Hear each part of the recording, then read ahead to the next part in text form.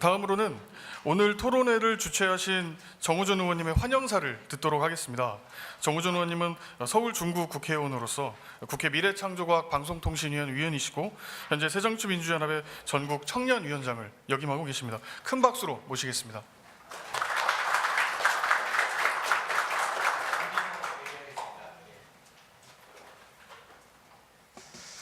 네, 오늘 그 청소년 미디어 교육 제대로 된 해법은 없나 이렇게 토론에 참석해 주신 많은 분들께 다시 한번 감사하다는 말씀드립니다. 저는 우리 국회 미래창조과학방송통신위원회 소속 새정치민주연합 서울 중구 국회의원입니다. 요즘 여러분들 식당에 가보면요, 예전 같지 않은 현상이 하나 있습니다. 아마 무슨 말씀인지 무슨 소린가 그러실 텐데, 예전에는 부모하고 아이하고 식당을 가면요, 아이들이 이제 어느 정도 적당히 밥을 먹고 뛰어다니기 바쁩니다. 막 소리를 지르고 정신이 없어요. 근데 요즘 그런 현상이 많이 없어졌습니다. 그 왜 그런가 이렇게 보면 다 아이패드나 스마트폰을 딱 주면 애들이 다 조용히 이렇게 다 앉아 있어요. 불행하게도 저도 그렇게, 제 아이도 지금 8살인데 그런 과정을 겪어왔습니다. 근데 참 어떻게 보면 참 슬픈 현실이기도 합니다.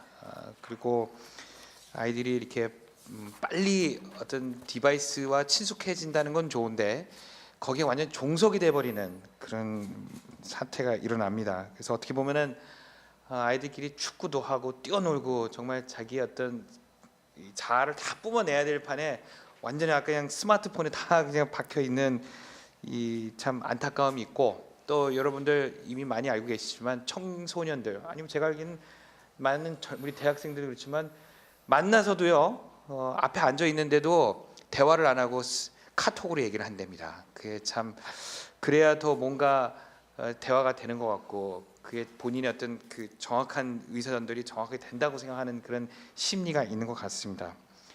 참 여러 가지 이 흔한 풍경이 어떻게 보면은 새로운 풍경이기도 하지만 좀 여러 가지 우리 인간성이 좀 많이 없어지는 그런 형태의 상황이라고 볼 수도 있습니다.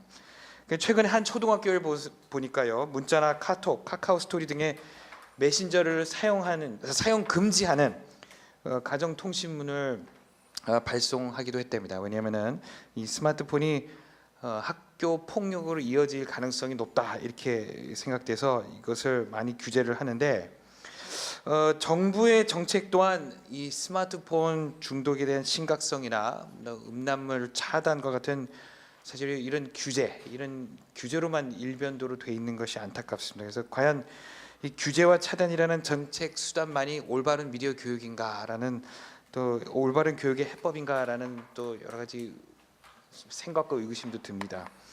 오늘 토론회를 보시면 알겠습니다만은 보통의 토론회는 정부 측에서 많이 오십니다. 그런데 이 정부 측의 공무원들을 모시고 또 여러 정책 방향, 또 정부의 입장 이런 걸 많이 듣는데요, 사실 좀 굉장히 놀랐습니다. 왜냐, 이번 토론회를 하는데 이 정부 측에서 정확하게 이걸 맡아서 하는 부처가 없답니다. 그래서 굉장히 제가 놀랐는데, 이 미디어 교육을 총괄하는 부처가 없다는 것이 새로운 쇼킹입니다. 저는 개인적으로 앞으로 우리가 계속 이 부분에 대해서 발전해 나가고 연구해야 될 부분들이 많습니다만은, 이게 확인을 해보니까요, 중독 예방, 음란물 차단, 콘텐츠 제작 등 각각의 부처에서 서로 연계성 없이 이 업무를 추진하고 있답니다. 그래서 이 IT 강국임을 내세우고 있는 대한민국이 이렇게 된 지 20년이 넘었는데도, 그리고 앞으로 또 뭐 사물 인터넷, 뭐 드론이니 디바이스 플랫폼이니 뭐 이런 여러 가지가 다 연계되어 있고 다양한 IT 청사진이 제시되고 있는 이런 실정에 현장은 20세기를 벗어나지 못하고 있는 안타까움이 있습니다. 그래서 앞서 제가 학생들의 이런 중독 사태를 말씀드렸습니다만은 근본적인 문제는 미디어 교육의 부재에 있다, 저는 이렇게 생각합니다. 그래서 스마트폰은 이제 누구라도 할 수 있고, 앞으로 점점 연령층이 더 젊어지고 어떻게 보면 어린 아이들까지 다 하고 있는데, 그렇게 상황들은 바뀌어가고 있습니다만은 이 미디어 소양 교육과 미디어 활용 교육은 어디든 제대로 되고 있지를 않고 있습니다. 그래서 굉장히 여러 가지 문제가 있는데요, 뭐 어른이라고 해서 크게 또 다르지 않습니다. 그래서 이 미디어 교육은 기본적인 소양 교육은 물론이고 유아부터 노년에 이르는 이 생애 전 주기에 기본적으로 교육 요건이 마련돼야 된다 이렇게 생각이 됩니다. 그래서 수용자의 연령대별 특성과 기술의 진보에 고려한 양질의 콘텐츠 제공은 기본 전제가 돼야 한다고 생각합니다. 그래서 오늘 토론회를 주관하신 우리 미디어 교육 협회 우리 류완영 이사님 그리고 또 발제를 맡아주신 우리 김도원 교수님, 구봉건 소장님 그리고 각계각층에서 오신 우리 토론자 여러분께 같은 깊은 감사 인사를 드리고요. 또 오늘 또 그 정부 부처에서 다 토론자는 안 나왔지만 아마 참가자가 있는 걸로 알고 있습니다. 그렇죠? 우리 미래부에서 오셨죠? 예. 그래서 오늘 나오는 여러 가지 이 발제와 의견들을 잘 담아서 지금은 딱 미디어 교육을 맡아야 하는 부처가 없지만 앞으로는 이런 부분들이 반드시 돼야 됩니다. 안 그러면 많은 문제점들이 야기되기 때문에 사실은 좀 교육부에서도 오셨으면 하는 아쉬움도 있습니다만 어쨌든 부처 어디 한 사례도 좀 이 문제점들과 앞으로의 상황 인식을 제대로 파악하셔서 정부의 정책에 좀 꼭 반영이 됐으면 하는 말씀을 또 드립니다. 아무쪼록 오늘 이 토론을 통해서요 청소년 미디어 교육을 활성화하고 나아가서는 ICT 산업의 질적 향상을 도모하기 위해서 이런 토론회가 일조되기를 기원드리면서 인사 말씀을 가름하겠습니다. 감사합니다. 예, 다음으로는 오늘 토론회를 축하해 주시기 위해서 원래 이종걸 원내대표님을 모시고자 했지만 그 5월 임시국회 여야 협상이 진행 중인 관계로 부득이 참석을 못하셨습니다. 참석해 주신 여러분들의 너른 양해를 구하도록 하겠습니다. 다음으로는 오늘 토론회를 주관하신 류완영 한국미디어교육협회 이사장님으로부터 개회사를 듣도록 하겠습니다. 이사장님께서는 한양대학교 교육대학원 원장을 거쳐 현재 명예교수로 계십니다. 큰 박수로 모시겠습니다.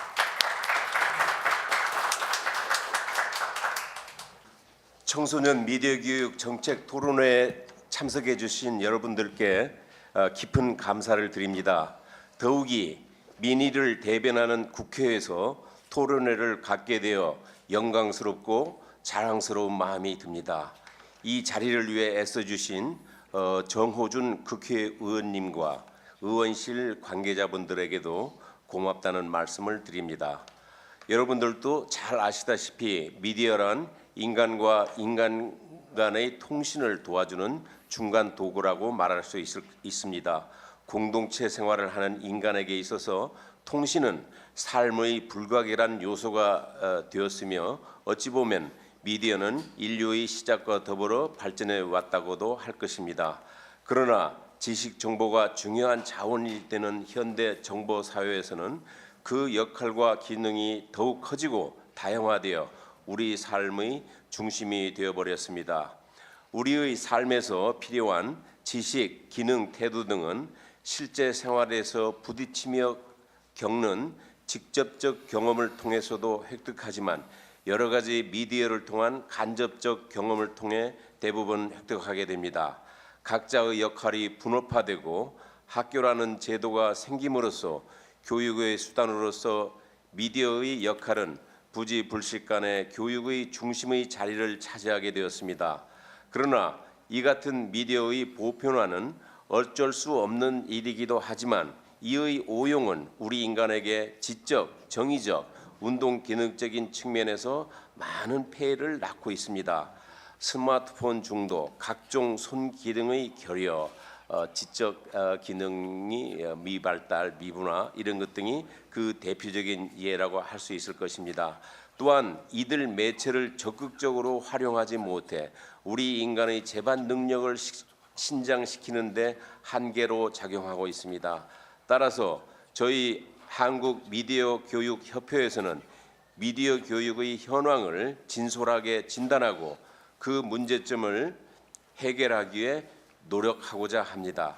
나아가 우리 인류의 지적, 정의적, 운동 기능적 능력 향상을 위해 미디어를 적극적으로 활용하여 신장시키는 방안을 마련하고자 합니다. 오늘은 그 출발점으로 정책 토론회를 갖게 되었습니다. 예쁘게 보아주시고 매섭고도 또 아픈 채찍의 말씀을 부탁드립니다. 빠듯한 일정임에도 불구하고 주제 발표와 토론에 참석해 주신 여러 선생님들께도 감사의 말씀을 드리고자 합니다. 2015년 5월 28일 유한영. 고맙습니다.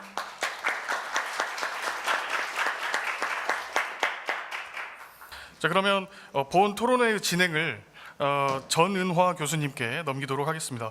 전은화 교수님은 현재 단국대학교에서 창의인재개발연구소 소장으로 계십니다. 큰 박수로 모시도록 하겠습니다.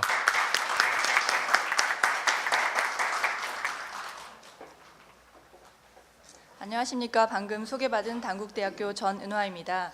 마이크 사용을 위해서 앉아서 진행하는 점을 좀 양해 부탁드리겠습니다. 내 웹인 여러분, 오늘 이 자리에 오시는데 굉장히 더우셨으리라 생각이 됩니다. 가는 봄을 아쉬워할 새도 없이 이 계절의 흐름을 막을 수는 없는 것 같습니다. 또 한편으로는 저는 이런 생각을 했었는데요. 아마 이 자리에 오신 내 웹인 여러분의 그 청소년 미디어 교육에 대한 뜨거운 열의와 관심 때문에 더욱더 이 날씨가 무덥게 느껴지는 건 아니었을까 하는 생각이 들었습니다. 오늘 진행은요, 이제 두 분의 지정 발표와 그리고 네 분의 지정 토론에 이어서 내외빈 여러분의 관심을 가지고 뜨거운 자유 토론을 하는 방식으로 진행을 하도록 하겠습니다. 가장 먼저 이제 디지털 원주민 청소년에게 미디어의 의미란 무엇인가라는 주제를 가지고 우리 사랑과 디지털 연구소에 계시는 구본권 소장님을 모시고 주제 발표를 들어보도록 하겠습니다. 구본권 소장님께서는 사랑과 디지털 연구소에서 우리 청소년들에게 디지털 미디어 교육을 어떻게 진행할 수 있을 것인가에 관한 연구를 진행하고 계십니다. 우리 소장님을 함께 모시도록 하겠습니다. 네, 고맙습니다. 마이크 사용을 위해서 저도 그 자리에 앉아서 진행을 하도록 하겠습니다. 간단하게 제 소개를 드리면은, 여기 이제 주로 미디어 교육을 해오신 선생님들께서 많이 관련돼서 참석해 주셨는데, 저는 사실 미디어에 종사를 오래 했지 미디어 교육을 이렇게 전공한 사람은 아니어서 좀 이게 문외한이라고 하는 거를 좀 양해해 주시길 부탁드리고요. 저는 한겨레 신문에서 1990년부터 지금 한 26년째 기자 생활을 하고 있는데, 제가 미디어 연구자의 길을 같이 걷게 됐는데, 저는 종이 신문에서 프린트 매체를 위해서 일을 했습니다. 그런데 우리가 지금 살고 있는 세상이 완전히 디지털로 바뀌면서 제가 30년 전에 배웠던 지식을 가지고는 도저히 살아갈 수가 없다라고 하는 상황에 부닥치게 됐고, 실리콘밸리나 우리 스마트폰 이런 거를 빠르게 계속 전달하는 뉴스 전달자의 역할을 하고 있는데, 제가 하루가 다르게 나오는 디지털 미디어의 뉴스를 저가 따라잡기가 되게 어려웠습니다. 그래서 이것이 사용자들, 부모와 자식 세대, 기성세대와 젊은 세대 간에 생겨나는 격차는 뭐 상상할 수가 없을 정도라고 하는 것, 거의 다른 종이 우리가 소통하려고 노력하는 것과 같은 상황이 됐다. 그런 문제의식에서 사실은 디지털 시대에 점점 더 이러한 세대 간 소통, 기기에 익숙한 사람과 익숙하지 못한 사람, 이런 것들에 대한 새로운 리터러시가 중요할 것 같다라는 차원에서 저는 약간 미디어에 종사하는 입장에서 이런 미디어 교육에 관심을 갖고 뛰어들게 됐습니다. 그래서 오늘 제가 좀 부족하고 여기 미디어 학계에서 이렇게 잘 다루지 않은 내용을 좀 소개하더라도 좀 양해를 부탁드리겠습니다.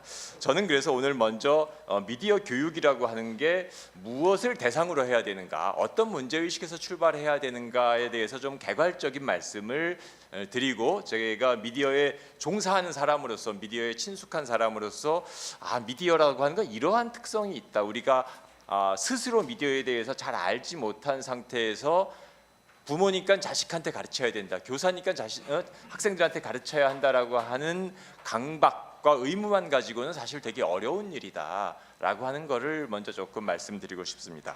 그래서 제가 다음 슬라이드 넘겨주. 처음으로 다루고자 하는 개념은 디지털 원주민이라고 하는 겁니다. 우리가 지금 정 의원님께서 말씀하신 것처럼 지금의 아이들은 저희들이 뛰놀 때하고 다릅니다. 다르는데 그 아이를 보는 어른들의 시각이 무척 당혹스럽습니다. 당혹스럽고 두 가지 관점이 동시에 존재합니다.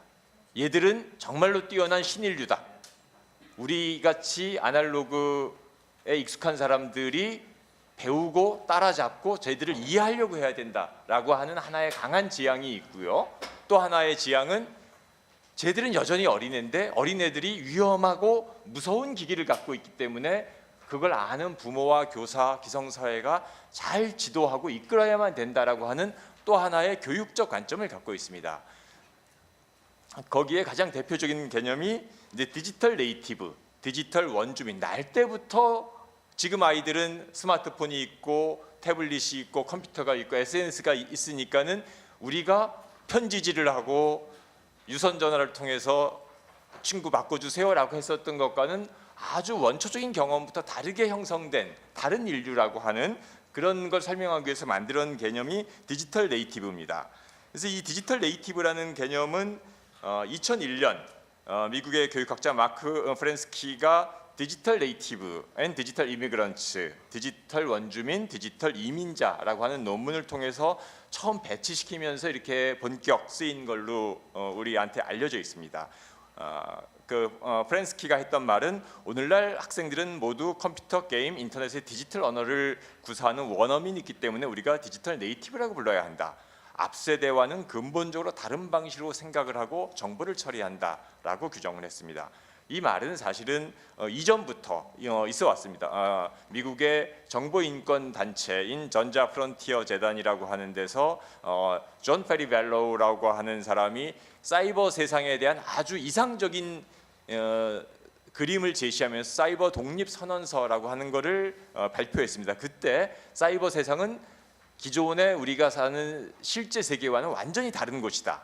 그래서 당신은 당신이 이민자일 수밖에 없는 세상에서 네이티브라는 이유로 자녀를 두려워하고 있다. 자녀를 두려워해서 직접 마주할 용기가 없어서 부모로서의 책임을 정부와 같은 관료제에 위임한다라고 하면서 사이버 세대는 사이버 세대에게 맡겨라라고 하는 주장을 펼쳤습니다. 그런데 이런 디지털 네이티브 개념의 전제는 무엇이냐면은 어린이와 청소년, 이 디지털 네이티브 일반은 환경적으로 생내적으로 디지털 기술과 문화를 저절로 학습하고 환경적으로 친숙하면서 배우지 않아도 잘 사용한다라고 하는 거죠.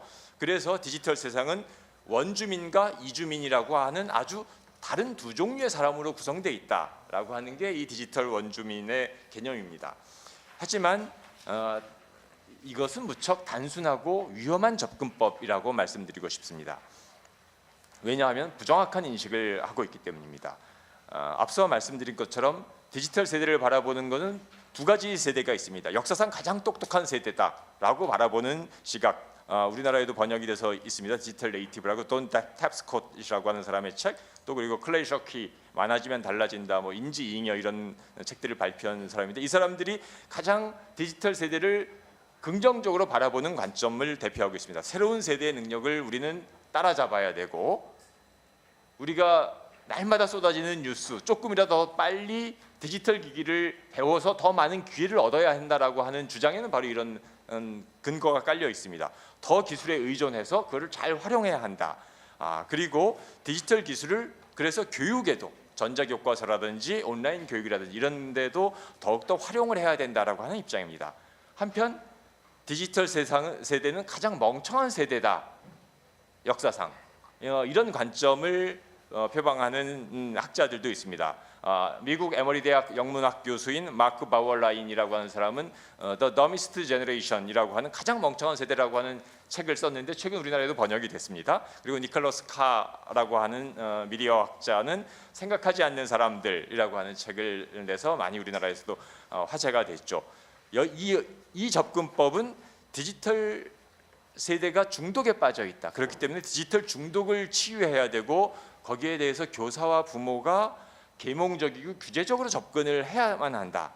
디지털 기기에서 유해 컨텐츠를 차단하고 뭐 이런 것들을 이제 우리나라에서 온라인 게임 셧다운 뭐 이런 것과 같은 법제적인 수단까지도 이제 동원되는 거고 최근에는 사실 전에는 이제 지하철에서 보면은 젊은 사람들 위주로 스마트폰을 보고 있었지만 지금은 어르신들까지도 모두 다 스마트폰을 보고 있어서 스마트폰을 안 보고 있는 사람은 잠자는 사람밖에 사실 없을 정도가 됐습니다. 점점 더 디지털에 많이 빠지게 되면서 디지털 디톡스, 해독이라고 하는 게 새로운 키워드로 떠오르고 있습니다. 자, 그러면은 이제 이렇게 우리가 단순화해서 접근하는 것은 둘 다 위험합니다. 그래서 이제 우리가 미디어 교육 학회인 만큼 미디어 교육을 이런 세대, 디지털 네이티브 혹은 디지털 이미그런트라고 하는 세대를 향해서 어떻게 접근할 것인가에 대해서 살펴보고자 하는데요. 저는 이 미디어 교육을 무엇을 가르칠까라기보다 그 전에 먼저 우리가 정리해야 될 것들이 많이 있다. 그거를 제가 몇 가지 말씀드리고자 합니다. 교육 목표에 관한 건데 왜 미디어 교육을 우리가 해야만 하는가라고 하는 겁니다. 저는 이제 신문사에서 20여 년 넘게 종사했기 때문에 미디어라고 하는 게 어떤 의미인지 사실은 우리는 미디어를 통해서 세상을 인식할 수밖에 없습니다. 세상에 대한 모든 정보, 아주 이거 본능적입니다. 동굴 속에서 살던 원시인들도 살아남은 사람은 바깥에 지금 어떤 변화가 닥치고 있는지를 감지할 수 있었던 사람들만 살아남을 수 있었습니다. 그래서 이것은 본능적으로 우리는 점점 더 많은 정보를 추구하게 돼 있고 이것이 바로 인간에게 내재한 미디어 본능과 같은 것입니다. 그래서 세계를 인식하는 틀이자 도구이고 또 하나 이것은 지금 우리의 모든 개인적인 또 사회적인 소통 도구가 되고 있기 때문에 미디어라고 하는 것은 사실 우리의 거의 모든 지적인 활동, 사회적인 활동 전체를 말한다라고 말할 수 있습니다. 하지만 기존에 있어 왔던 제가 종이신문 기자를 하겠다고 신문 기자가 됐을 때 하고 지금하고는 사실 그 미디어 환경이 너무나 달라졌습니다. 그 미디어라고 하는 것은 같지만 여전히 너무나 달라졌기 때문에 여기에 대해서 아주 큰 모멘텀이 새로 생겨났다라고 하는 겁니다. 자, 그러면은 교육 대상이라고 하는 데 있어서 디지털 세대에 대해서 우리가 먼저 깊은 성찰을 해야 될 것입니다. 앞서 살펴본 것처럼 너무나 극단적인 두 가지 입장이 동시에 존재하기 때문에 이것을 어떻게 지혜롭게 볼 것인가. 디지털 네이티브로서 분명히 특성이 있고 또한 경험과 경륜이 적은 미성년자의 특성을 동시에 갖고 있는 게 바로 디지털 네이티브라고 하는 겁니다. 그러면 이제 교육 내용은 무엇을 가르쳐야 되는가? 자, 여기 미디어 교육의 선생님들께서 아시겠지만 이 분야는 지금 만들어지고 있는 것이고 지금 바로 하루가 다르게 어제가 다르게 오늘 새로운 기술이 등장하고 새로운 기기가 등장하고 새로운 교수법, 이론이 등장하고 있습니다. 검증된 교과 과정이라든지 텍스트북이 존재하지 않습니다. 그리고 사실 제가 기자로서도 실리콘밸리 뉴스를 전하는 사람이지만 한 일주일 어디 딴 걸 하고 있다 보면 그 변화를 따라잡을 수가 없어요. 그 정도로 빠르게 변화하는 세상입니다. 이걸 우리가 알아서 텍스트북을 가지고 학생들한테 가르친다? 무지무지 어려운 일일 수밖에 없습니다.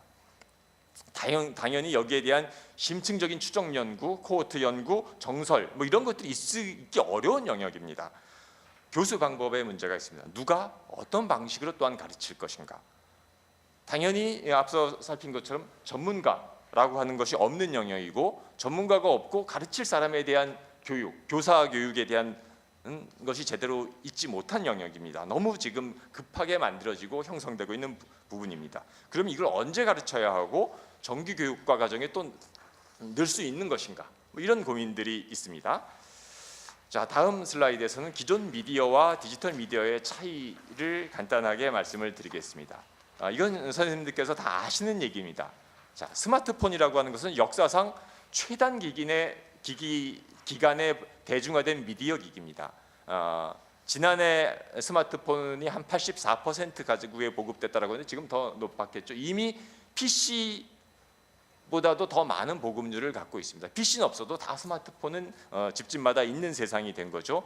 대중화에 걸린 시간도 역사상 이렇게 빨리 대중화된 기기는 없었습니다. 그만큼 사실 매혹적이고 매력적이고 우리가 빠져들 수밖에 없는 마술과 같은 기기를 우리가 가졌다라고 하는 겁니다. 그 중에서도 우리나라는 세계 최고의 속도로 보급되고 있고 세계 최고의 도달률에 이르러 있습니다. 가장 사실은 우리가 극단적인 상황, 앞선 첨단의 상황에 있다라고 말할 수 있는 거죠. 또 역사상 우리가 스마트폰만큼 내 몸에 가까이 갖고 있었던 기기는 없었습니다. 닐슨 미디어에서 조사한 것인데요. 세계적으로 스마트폰 사용자의 90%가 24시간 내에 자기 몸으로부터 24시간 내내 1m 반경 안에 자기의 스마트폰을 두고 있다라고 하는 겁니다. 이건 아마 지금 스마트워치 뭐 이런 것과 같은 웨어러블 기기가 나오면서 더욱더 심화되고 아마 1m가 아니라 50cm, 30cm 안으로 해도 마찬가지 결과가 나올 상황이 될 겁니다. 역사상 가장 많이 쓰는 미디어입니다. 지난해 한국인이 하루 평균 스마트폰 이용 시간이 3시간 39분입니다. 음성 통화를 뺀 시간이고요. 이건 아마 올해 더 늘어났으면 늘어났지 줄어들지는 않았을 것 같습니다. 그 중에서도 10대와 20대가 더 높습니다. 이 군들은 4시간을 사실 넘습니다. 아무리 우리가 교육으로 가정과 학교에서 가르친다라고 할지라도 우리의 교육 대상인 학생들은 스마트폰을 통해서 세계 전체와 자기가 만나고 싶은 방식대로 이미 만나고 있습니다. 4시간을 만날 수 있는 다른 그 교육자는 사실 없습니다. 그리고 역사상 스마트폰은 가장 개인화된 미디어입니다. 4시간을 만나는데 그중에 가장 많은 시간, 2시간 가까이를 청소년들은 카카오톡을 한다 그럽니다. 카카오톡에 다른 사람들이 끼어들 수 있습니까? 개입할 수 없습니다. 비밀 통신입니다. 자기네들 또래 집단과의. 가장 개인화된 미디어를 우리가 만나서 생활하고 있고 소통하고 있는 세대를 그렇지 않은 방식으로 교육받은 우리가 잘 가르칠 수 있을 거다라고 하는 것도 사실은 다시 한번 좀 생각해 봐야 될 문제일 것 같습니다. 자, 이 스마트폰은 또 동시에 기기적 성능으로도 놀라운 기기입니다. 60년대 말에 아폴로가 달 착륙을 할 때 보냈던 그 우주선에 있는 컴퓨터보다도 2000배나 높은 처리 속도 2.1GHz의 스마트폰이 최근에 판매되고 있는 스마트폰입니다. 그리고 내비게이션, 게임기 모든 업체들이 다 망하는 것처럼 스마트폰 하나로 모든 게 다 가능하기 때문에 그렇습니다. 그리고 이렇게 복잡하고 엄청난 기능을 갖춘 기기지만은 사용하기는 너무 쉽습니다. 아이도 쓸 수 있어서 아이폰이라고 하는 말이 있는 것처럼 배울 필요가 없습니다. 그 부모들이 다 우리 애가 다 천재인 줄 안다 그러죠. 아이폰을 다 비밀번호를 열어가지고 동영상을 보고 잠금 장치를 해제할 줄 압니다. 자, 터치식 직관적 UI를 통해서 기술이 진화한 결과 아이들도 학습 없이 사용하게 돼 있는데, 자, 이런 기기는 사실 없었습니다. 그리고 정보 비대칭이라고 하는 게 사실은 중요한데 이걸 설계하고 만든 사람, 스티브 잡스, 무슨 구글의 무슨 세르게이 브린, 레리 페이지 이런 사람들은 엄청난 고도한 설계를 넣어놨지만 우리는 사실 그걸 알지 못하고 너무 쉽게 씁니다. 거기에서 설계자와 사용자 간의 정보 비대칭이 아주 심각한 문제입니다. 자, 그래서 이것이 만들어낸 것은 바로 딜레마적 상황이라고 말씀드릴 수 있습니다. 만인이 가장 많이 쓰고 늘 휴대하고 강력하고 다양한 기능을 갖고 있지만 사실 우리는 이 기기에 대해서 거의 이해하고 있지 못한 채 쓰고 있습니다. 그리고 깊이 의존하고 있습니다. 이 결과는 편의도 있지만은 우리가 아직 문제 삼고 있지 않은 다양한 형태의 부작용으로 나타나고 있습니다. 네, 다음 슬라이드에서요.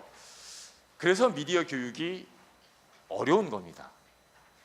학생들한테 가장 많은 영향을 끼치는 환경이지만 교육으로 지금 거의 손을 놓고 있다시피 합니다. 정 의원님께서 말씀하셨지만 이거 정부에서도 아무런 인식이 사실 없다시피 하고 대증적으로 무슨 게임이 온라인 게임 셧다운 이런 것과 같이 뭔가 안 하기엔 좀 뭔가 액션을 보여주는 상당히 그 근원적인 대책과는 거리가 있는 부작용이 더 큰 정책을 많이 수행합니다. 학교에서도 사실은 되게 이중적인 태도를 보이고 있는데, 야, 공부에 방해되니까 스마트폰 학교에서 쓰지 말아라라고 하면서 동시에 대부분의 학급에서 알림과 과제는 카톡으로 다 전달됩니다. 우리가 기술에 대해서 어떻게 기술을 잘 사귀면서 잘 끌고 갈지, 어떤 유저가 될지에 대해서 종합적인 장기적인 안목이 없기 때문에 이런 이율 배반적인 행태가 동시에 나타나고 있습니다. 자, 이 디지털 기술은 사실 특성을 파악하기가 기본 어렵습니다. 정태적인 미디어가 아니고 지금 하루가 다르게 계속해서 발전하고 개선되고 있는 살아있는 기술이기 때문에 그렇습니다. 그리고 이 기술은 동시에 우리에게 엄청난 편의를 제공하면서 또한 위험성도 같이 안고 있습니다. 또 하나 어려운 것은 이게 이미 우리 생활에 깊숙이 들어와 있습니다. 이거를 잠시라도 꺼두고 멀리하고 살아가기가 되게 어렵습니다. 스마트폰 없는 생활은 불가능하고, 그리고 부모와 교사가 이미 이것에 깊이 의존하고 있는데 애들한테 너네는 학교에선 쓰지 말아라, 잠시 쓰지 말아라라고 교육하는 이것은 사실 제대로 된 교육 방법이 될 수가 없습니다. 그래서 자, 저는 여기에서 우리가 문제를 들여다봐야 되는 문제 해결이 무척 어렵습니다. 문제 해결이 어렵다라고 하면은 어떤 접근법을 선택해야 되느냐? 해결하려고 하지 말고 문제를 인식하려고 해야 됩니다. 더 어떤 문제가 있는지, 진짜 문제는 어디에서 비롯하는지에 대해서 기본으로 돌아가서 급한 해결책 대신에 장기적인 관점에서 연구하고 장기적인 관점에서 타당성을 입증받을 수 있는 접근법을 우리가 채택해야 된다라고 하는 거죠. 그러기 위해서는 현실을 우리가 제대로 이해해야 된다. 현실을 뜯어고치고 가르치려고 하는 것은 그 나중 얘기고, 현실을 먼저 이해해야지만 타당한 방법이 나올 수 있다라고 하는 겁니다.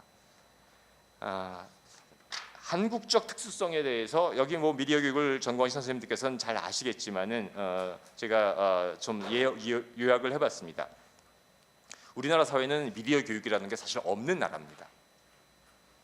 미디어 교육은 사실 학교에서 일어나기 어려운 거고, 일상 속에서 제가 아까 미디어라고 하는 게 우리가 세계를 인식하는 틀이라고 말한 것처럼 일상 속에서 이루어지는 평생 학습입니다. 독서와 신문, 방송 이런 미디어를 통해서 일어나는 것인데, 이것이 우리나라는 사실 가장 높은 교육률, 성취도를 보이고 있지만은 성인의 학습 의지라든지 연간 독서량, 그리고 성인 문해력, 실질 문해력 이런 데 있어서 사실 선진국 중에서 꼴찌입니다.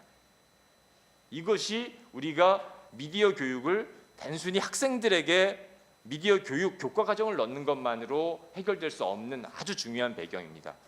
부모와 사회 어른들이 평생 학습을 하지 않는 태도에서 자녀들에게 미디어를 어떻게 써라, 디지털 기기를 어떻게 써라라고 교육한다는 것은 상당히 모순적일 수밖에 없습니다. 우리나라가 연간 성인이 한 8권 책을 읽는데 일본이나 미국에 비해서 10% 수준입니다. 그래서 이런 것들이 함께 해결돼야 되고요. 또한 우리나라가 가지고 있는 특수성은 얼리 어답터의 나라. 세상에서 이렇게 빨리 기술을 빨리 받아들이고 추천하고 기술의 장점만을 보려고 하는 나라가 없어요. 이 상황에서 우리가 미디어 교육을 해야만 하는 겁니다. 또 하나, 우리는 학업 성취도 결과 위주의 시스템을 갖고 있습니다. 시험만 잘 보면은 아이패드 10대라도 사줍니다. 대부분의 부모님들이. 대학만 가면 모든 게 허용됩니다. 평생을 지속할 수 있는 교육 철학이나 관점을 우리가 사회적으로 지탱하고 있지 않습니다. 네, 다음 슬라이드에서요. 청소년들에게 디지털 미디어라고 하는 것은 이게 세상을 인식하는 창의고 소통 도구이기 때문에 절대 어른에게 빼앗기려고 하지 않습니다. 자기들만의 사용법을 가지고 갑니다.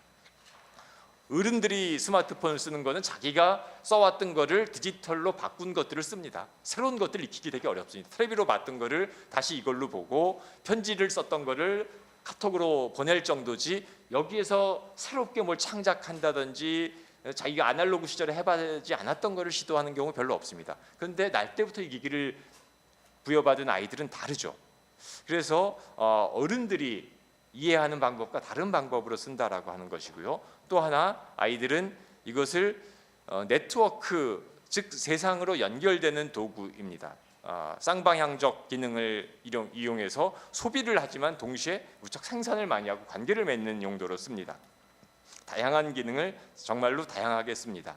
그리고 이것이 가장 과거의 기기와 다른 게 개인화된 도구라는 점에서, 전에 부모님들은 아들이 딸이 누구와 친한지, 무슨 책을 읽는지, 어떤 음악을 좋아하는지 알 수밖에 없었습니다. 대부분의 경우에. 지금은 그거 아시는 부모님들 아주 훌륭한 부모님들입니다. 다 대부분 자기 팬클럽도 스마트폰을 통해서 하기 때문에 부모들이 모릅니다. 게이트키핑, 문지기로서 교사와 부모가 할 수 있었던 역할들이 사라져갔습니다. 그런데 니네들은 이것에 중독이니까 부모와 교사가 가르치겠다라고 할 때 무척 어렵습니다. 과거에도 안 통하던 걸 지금 더 열악한 상황에서 하겠다라고 하는 것에 문제가 있죠. 이것 역시 그래서 딜레마적 상황이 됩니다. 사용자 스스로의 판별 능력이 중요하지만은 실질적으로 미디어 교육이 개입하기, 실행하기 되게 어려운 상황이 됐습니다. 이거는 그러다 보면은 아노미적 상황, 그냥 야 지금 잠깐 쓰지 마, 나 잘 모르겠다 라는 식의 그 모든 걸 놓아버리는 혼란스러운 상태가 될 수 있습니다. 마지막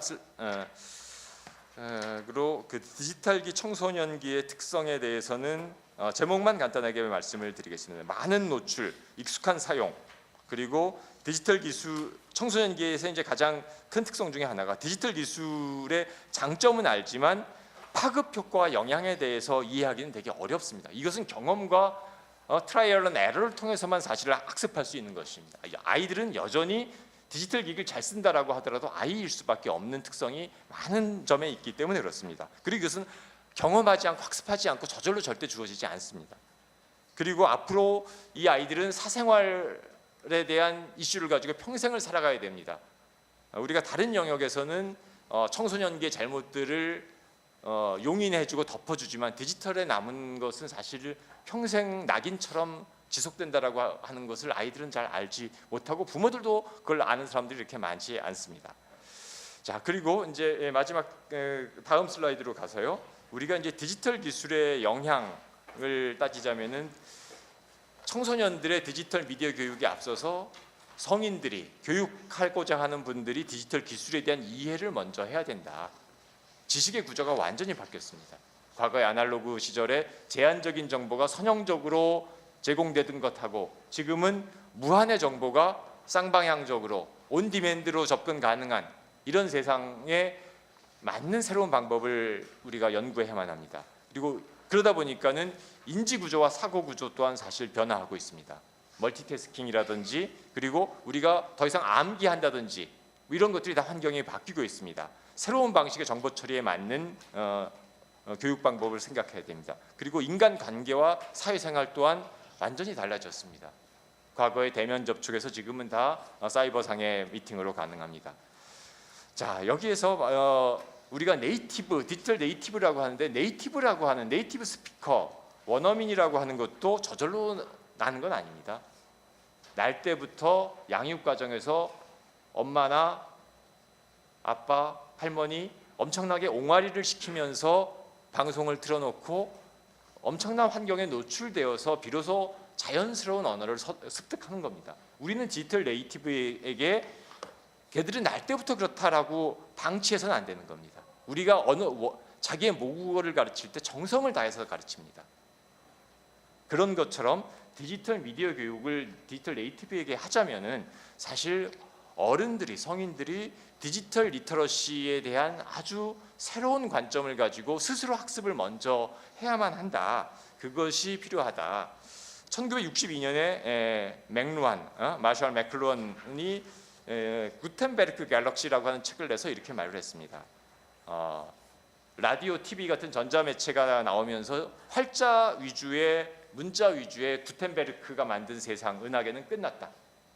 자, 이거는 근데 지금 우리 디지털 세상에 스마트폰 세상에 더욱더 어울리는 말입니다. 과거의 은하계는 끝났습니다. 우리가 새로운 우주 질서를 학습해야만 되는 시점이라고 생각합니다. 네, 고맙습니다.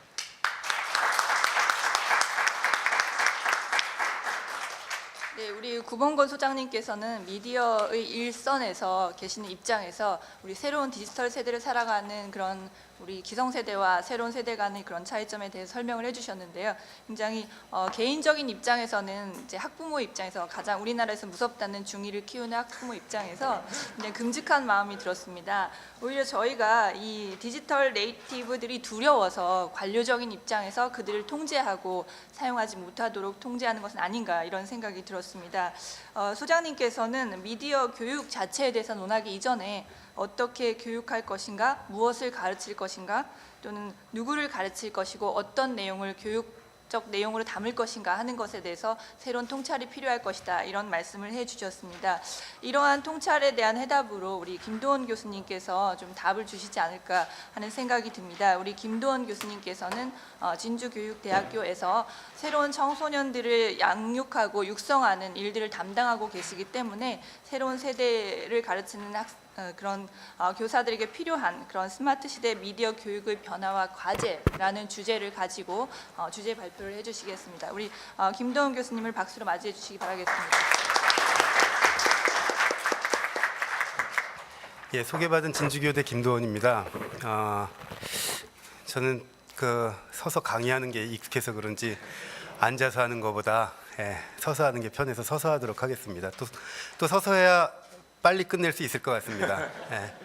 오늘 그 미디어 교육이 주제라서 그런지 아까 제일 처음에 시작할 때 사람 수보다 미디어 수가 더 많더라고요. 그래서 또 후원이 또 한국 방송 카메라 기자 협회라서 제가 또 카메라를 굉장히 의식하는 편이라서 지금도 실시간으로 방송이 되고 있는 거죠.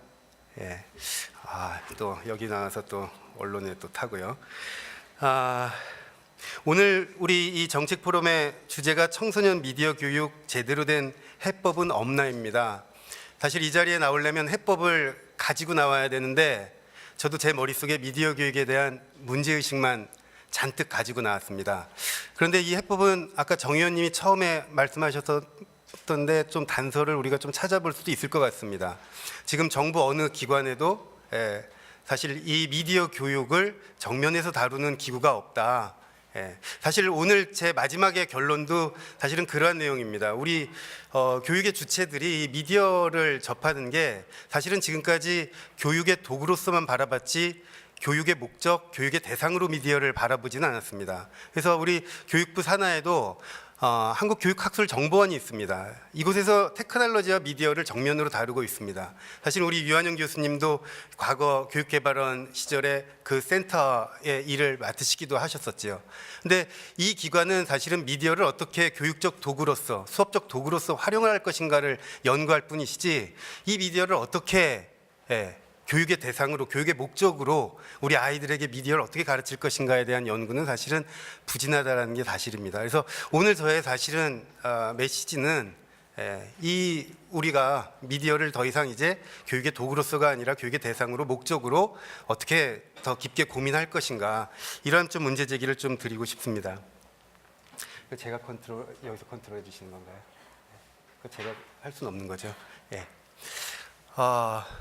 사실 지금 자료가 조금 예전 자료입니다. 그래서 자료를 보시지 마시고 좀 저와 아이 컨택을 하면서 한 20분 정도 대화를 좀 나눴으면 좋겠습니다. 사실 이실직고할 게 지난 일요일 날 좀 미국 학회 갔다가 오는 바람에 예전 자료를 좀 먼저 보내드리고 급하게 조금 했는데요. 내용 거기 보면 너무 많잖아요. 굉장히 압축해서 좀 줄여서 하도록 하겠습니다. 사실 지금 여기 두 권의 책을 보여드리고 있는데 한 권은 여러분들이 아시는 것처럼 엘빈 토플러가 40여 년 전에 썼던 퓨처 샤크라는 책입니다. 그리고 지난해에 나온 그 더글라스 러시코프의 프리젠트 샤크라는 책입니다. 이 러시코프는 40여 년 전에 엘빈 토플러가 예언했었던 정보화 혁명, 우리가 맞이해야 될 미래 충격이 현재의 충격이 된 시대에 우리가 살고 있다라고 얘기를 합니다. 넘겨주시죠. 그런데 이 러시코프의 이 현재의 충격 사회에 대한 모습은 그렇게 긍정적이지가 못합니다. 오히려 시간을 단축하는 미디어들은 굉장히 많이 늘어났는데 우리는 시간 부족 사회에 살고 있습니다. 한 치 앞을 내다보지 못하는 지금 현재 속에서 미래를 예측하는 것은 사실은 거의 불가능한 시대에 우리가 살고 있다라고 얘기를 합니다. 그래서 이 러시코프는 우리가 세상이 앞으로 어디로 나아갈 것인가, 미래를 예측하기보다 지금 우리가 서 있는 현 위치가 어디인가, 이것을 성찰해 볼 시기라고 얘기를 합니다. 바로 우리 미디어 교육의 중요성을 또 암시하는 부분이라고 생각이 합니다. 과거에 그 마샬 맥루하는 이 미디어 교육의 중요성을 얘기하면서 에드가 알란 포의 소용돌이 속으로라는 소설을 비유를 합니다. 이 소용돌이에 빠져들어가고 있는 이 배 한 척에는 두 명의 선원이 있습니다. 근데 한 명의 선원은 이 소용돌이 속에서 바닷속에 빠지지 않기 위해서 자신의 몸을 배에다가 칭칭 감습니다. 자기의 몸을 지키기 위해서. 또 한 사람의 선원은 이 한 선원이 배에 자신의 몸을 칭칭 감는 동안 바닷속을 바라봅니다. 소용돌이를 직시합니다.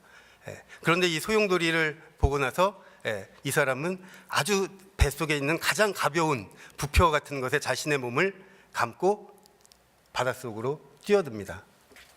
누가 살아남았을까요? 이 영화 속에서는 바닷속으로 뛰어든 사람이 살아남습니다. 왜 살아남았을까요? 한번 다음 넘겨주시죠. 이 살아남은 사람은 다른 사람이 이 소용돌이에서 살아남으려고 칭칭 감는 동안 소용돌이를 직시합니다. 내가 지금 어떤 소용돌이에 처해 있는가. 그랬더니 막 가벼운 나뭇가지들이나 부표들은 이 소용돌이 밖으로 빠져나가는 것을 관찰을 합니다. 그리고 그 관찰한 결과로 이 사람은 가벼운 것에 몸을 실어서 바닷속에 뛰어듭니다. 우리의 미디어 교육의 중요성도 바로 이러한 것이 아닐까 생각합니다. 미디어의 소용돌이 속으로 뛰어들지 말라, 이것을 안내해 주기보다 우리가 도대체 어떤 미디어의 소용돌이 속에서 살고 있는가를 이해시켜 주는 것, 그것이 이제 바로 이 우리 미디어 교육의 중요성이라고 생각을 합니다. 한번 넘어가 보시죠. 미디어의 이해, 우리 아이들에게나 우리들에게 굉장히 중요한 주제인데요. 마샬 맥루한은 이 미디어의 이해라는 책에서 부제로서 미디어란 인간 기능의 확장이다라고 이야기를 합니다. 결국은 자동차도 미디어라고 했었을 때 자동차는 우리 인간의 발에 확장을 하는 도구라는 거죠. 그런데 마샬 맥루한은 사실은 이 책 속에서 이 미디어의 확장성보다 마비성에 더 주목을 합니다. 그 확장되는 만큼 인간에게는 반대급부로 마비되는 요소가 있다는 거죠. 자동차는 우리의 발의 기능을 확장한 것처럼 보이지만 실제로 우리의 발을 또 마비시키고도 있다는 겁니다. 그래서 우리가 이 미디어를 제대로 이해할 필요가 있다는 겁니다. 또 다른 측면에서 최근에 뇌과학이 굉장히 주목을 받고 있는데요. 우리 청소년들은 20대가 될 때까지 2만 시간 정도를 인터넷을 사용을 하고 10,000시간 이상을 게임을 사용을 한다고 합니다. 아마 더 그 비중이 높아지리라고 생각을 합니다. 그런데 우리가 무엇인가에 몰입을 할 때에는 이것은 분명히 우리 뇌에 깊은 영향을 준다라는 것입니다. 그것을 우리가 몰입이라고 부르든 중독이라고 부르든 이라는 거죠. 그래서 이렇게 우리가 무엇인가에 특정한 것에 몰입을 했었을 때에는 이 뇌는 반응을 일으키고 우리 뇌에 어떠한 형태로 영향을 준다라는 겁니다. 우리 뇌는 풍선과 같아서 어느 한쪽을 자극을 하면 그쪽은 활성화되지만 자극되지 않는 뇌 쪽은 또 반대로 그만큼 그 능력이 줄어든다라고 합니다. 바로 우리 이 미디어도 우리 뇌에 어떠한 확장성을 가지고 오고 어떠한 마비성을 가지고 오는지 우리가 깊게 살펴보고 그러한 것으로부터 사실은 미디어 교육의 방향을 고민을 해볼 필요가 있다는 겁니다. 넘어가 보시죠. 이 자료는 플린 이펙트라는 그래프입니다. 지난 100여 년의 역사 동안 우리 인간의 지능들이 끊임없이 발전해 왔다라는 것을 보여주는 그림입니다. 우리 아까 구소장님이 얘기했었던 그 돈 탭스콧의 책이나 니콜라스 카 두 가지 책에서 사실은 똑같이 이 플린 이펙트를 인용을 합니다. 한번 넘어가 보시죠. 어떻게 인용을 할까요? 고맙습니다. 사실은 인간의 지능이 그렇게 100여 년 동안 꾸준히 발달해 온 것은 굉장히 다양한 변인과 이유가 있겠지만 미디어의 발달과 무관하지 않을 것이다. 곧 미디어가 우리 인간을 끊임없이 똑똑한 세대로 만들고 있다는 주장의 근거로서 이 플린 이펙트가 사용이 됩니다. 또한 이 니콜라스 칸은 그렇지만 이렇게 인간의 지능은 발달하지만 그 이면에 우리가 잃어버리는 것들이 있다. 바로 깊게 사고하지 못하는 능력이다. 그러한 얘기들을 또 지적을 합니다. 사실은 이 미디어가 갖는 확장성과 마비성, 저의 연구의 주제가 되기도 했습니다. 사실은 마샬 맥루한의 그 60년대의 그 두꺼운 책, 제가 읽겠다 하면서도 한 번도 제대로 읽은 적이 없었습니다. 근데 그 책을 언제 읽었냐 하면 중등 임용 출제위원으로 들어가서 21일간 미디어를 사용하지 않게 되니까 그 책을 온전히 다 읽을 수가 있게 됐습니다. 깊게 그 미디어에 대한 책을 사고를 하고 또 그걸 가지고 또 논문을 쓸 수도 있었습니다. 한 200여 편의 미디어에 대한 교육자들의 논문들을 한번 살펴봤었는데요. 한 5가지 정도만 그 중에서 여러분들과 나누고 싶습니다. 우리 미디어는 인간 발달의 확장성의 도구이자 마비성의 도구가 될 수 있다라고 생각을 합니다. 그래서 그린필드라는 이 교육심리학자가 사이언스시에 실린 글을 보면 이 스크린 미디어를 사용하게 되면 우리 청소년들이 시공간적인 지능에 대한 발달들을 가져올 수 있다고 합니다. 게임이나 이런 것들을 하면 시각적 지능, 공간적 지능들이 굉장히 뛰어내진다고 합니다. 그런데 지나치게 스크린 미디어에 노출이 됐었을 때 어휘력, 심사숙고력, 비판적 사고력, 상상력과 같은 인지 능력들은 약화된다고 합니다. 아까 그 플린 이펙트를 보면 우리 인간 지능 테스트를 하는데 시공간적인 테스트 항목도 있고 어휘력이나 다른 사고력을 측정하는 것도 있는데 실제 그 IQ 테스트의 측정 영역을 보면 저러한 사고력이나 어휘력 영역에서는 그다지 100여 년 동안 발달이 그렇게 크지 않았다라고 합니다. 오히려 시각적인 지능 이러한 것들이 현격하게 증가를 해왔다라고 이야기를 합니다. 또 한 가지 우리 이 소셜 미디어들을 활용을 하게 되면 고도의 상호작용 능력 그리고 인지적 유용성이 자극이 되는 반면에 또 한 가지 우리 인간의 집중력은 현저하게 저하되는 증상을 우리가 가질 수 있다라고 얘기를 합니다. 디지털 기기 사용은 문제 해결이나 의사결정 능력을 다루는 뇌를 자극하지만 또한 이 디지털 기기의 사용은 기억 능력을 감퇴시키기도 한다고 합니다. 우리 교육부가 조만간에 우리 디지털 교과서를 도입을 합니다. 그렇지만 그러한 연구 결과도 있죠.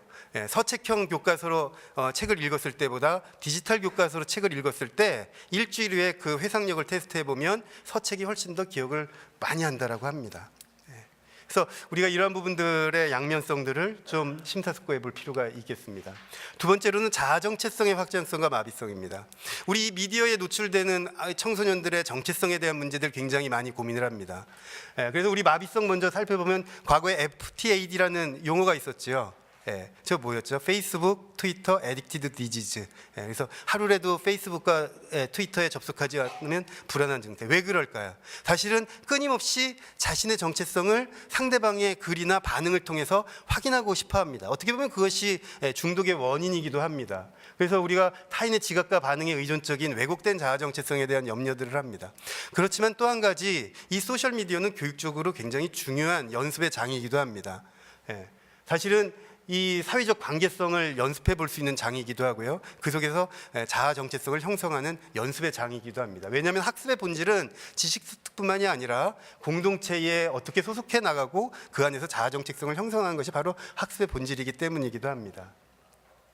또 한 가지 우리가 마비적인 측면은 물론 이러한 사회적 관계성을 연습하는 장이기도 하지만 디지털 정체성은 영구적이다라는 것을 우리 학생들이 간과한다라는 겁니다. 그래서 연습으로 흔적을 남긴 것이 디지털 섀도우로 언제 어느 순간에 자신을 덮칠지도 모릅니다.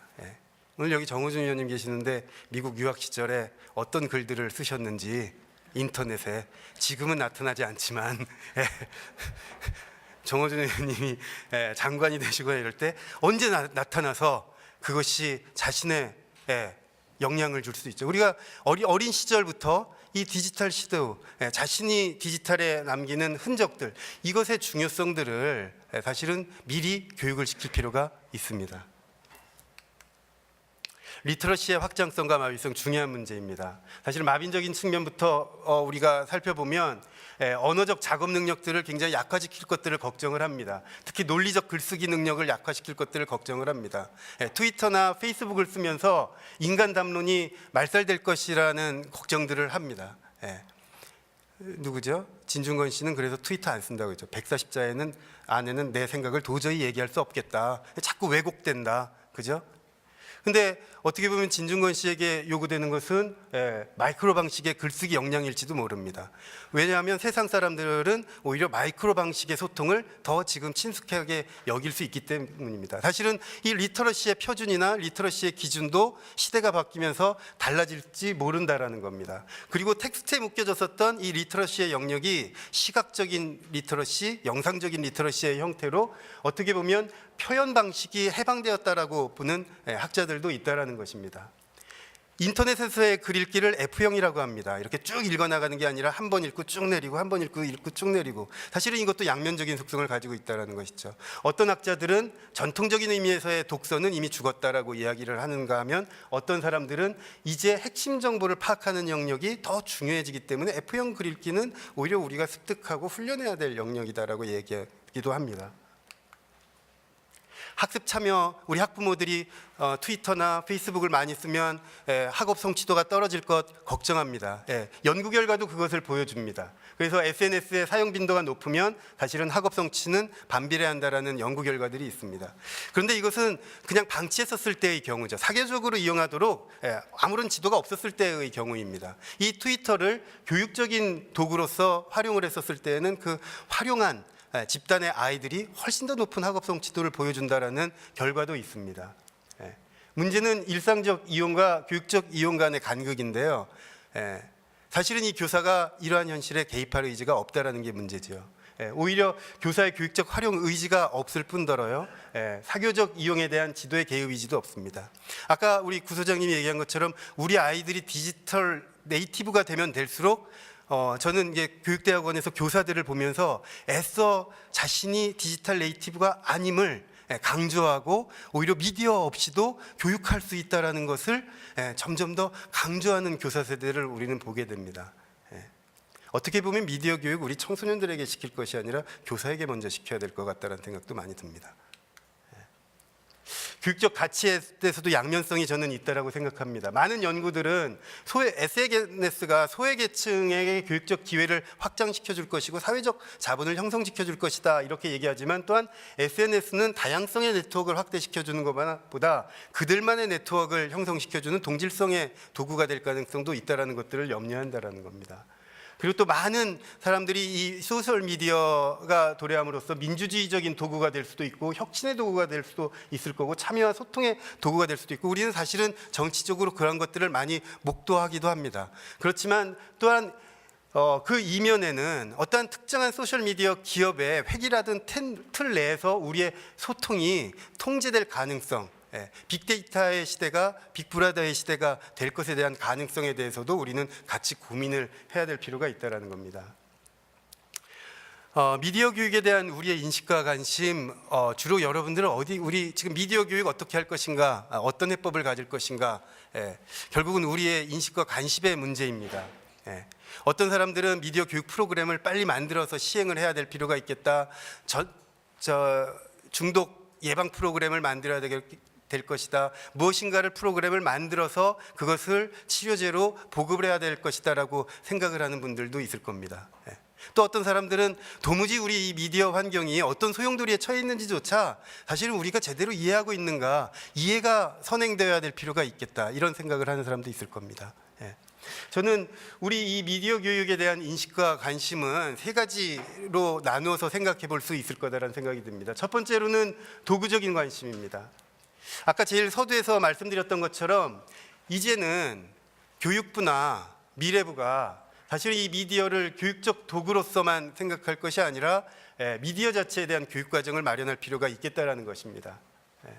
그래서 사실은 정규 교육 과정으로 우리 미디어 교육이 사실은 반영이 될 필요가 있는데 그것이 먼 미래의 일이라고 하면 방과 후 교육 프로그램이나 비정규 교육 과정으로부터라도 시작하고 그것에 대한 성과를 바탕으로 교육 과정에 반영하는 연구와 정책 반영들이 필요할 것 같다는 생각이 듭니다.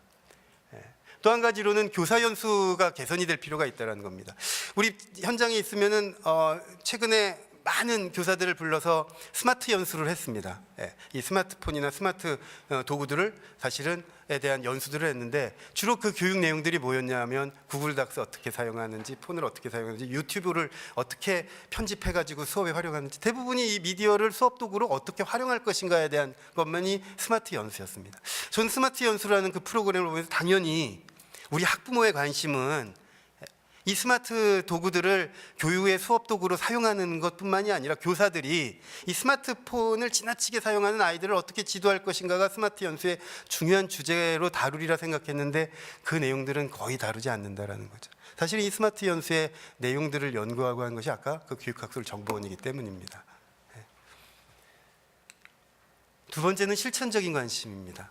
사실 우리가 이 자리에서 우리의 경험이나 다양한 데이터로 이야기하지만 사실 깊게 들여다보면 우리 한국적 상황에서 미디어가 학교 교실, 청소년 교육, 교사 교육에 어떠한 형태로 지금 이루어지고 있는지 사실은 제대로 이해한 사람들이 사실은 없고 사실은 그러한 이해를 하기 위한 연구 노력도 거의 부족했다라고 생각을 합니다. 그래서 이 미디어의 사회적 현상, 교육적 현상에 대한 심층적인 모니터링 그리고 사례 연구 이러한 것들이 필요하다라고 생각합니다. 사실 여기 지금 선생님들도 와 계시고 학부모도 와 계시지만 사실은 우리가 그 청소년 세대가 카톡 속 안에서 어떤 대화를 나누는지 사실은 깊게 들여다보는 연구 자료들도 거의 없습니다. 사실은 그러한 연구 자료들이 있어야 사실은 실질적인 교사 연수나 학부모 연수 교육들도 이루어질 수가 있다라는 것이죠. 또 한 가지로는 몰입과 중독에 대한 균형적인 이해와 접근이 필요하다라는 겁니다. 사실은 많은 우리 디지털 중독을 이야기하지만 사실은 그것이 저는 중독인지 모르겠습니다. 제가 요번에 학회를 갔는데 학회 내내 과거에 10년 전에 학회를 갔었을 때는 굉장히 많은 프린트물을 가지고 한국에 돌아옵니다. 그리고 계속 그 프린트물 인쇄물을 읽습니다. 요번에 페이퍼리스 컨퍼런스를 해서 단 한 장의 프린트도 없이 딱 스마트폰 하나 앱 깔고 거기에서 발표 자료 보고 거기에서 스케줄 확인하고 내내 하루 8시간 내내 스마트폰을 의지해서 학회를 다녔습니다. 우리 기준으로 보면은 스마트폰 중독이죠. 학회 내내. 저는 8시간 내내 이 스마트폰을 봤으니까. 근데 우리가 지금 사실은 예전에 우리 신문지를 가지고 책을 들어갔고요. 뭔가 인쇄물이 없으면 우리가 좀 뭔가 불안했습니다. 뭔가 차를 탈 때에도 뭔가 읽을 거리 없이 차를 타도 불안했습니다. 사실은 근데 우리 그때 문자 중독이긴 하지만 문자 중독 심각하게 다르지 않습니다. 우리 애가 화장실을 가도 책을 갖고 가고 뭘 가도 책을 갖고 가고 하면 아주 바람직하게 보는데 우리가 뉴미디어를 그렇게 지나치게 사용하는 것은 몰입이라고 얘기하지 않고 중독이라고 얘기합니다. 어떻게 보면 우리 일상의 수단으로 스마트폰이 등장을 했었을 때 한 10년 후, 20년 후에는 자연스럽게 우리 일상에서 모든 문제들을 스마트폰을 가지고 해결을 할 때 그것을 우리가 중독이라고 부르지 않을 수도 있을 거다라는 얘기입니다.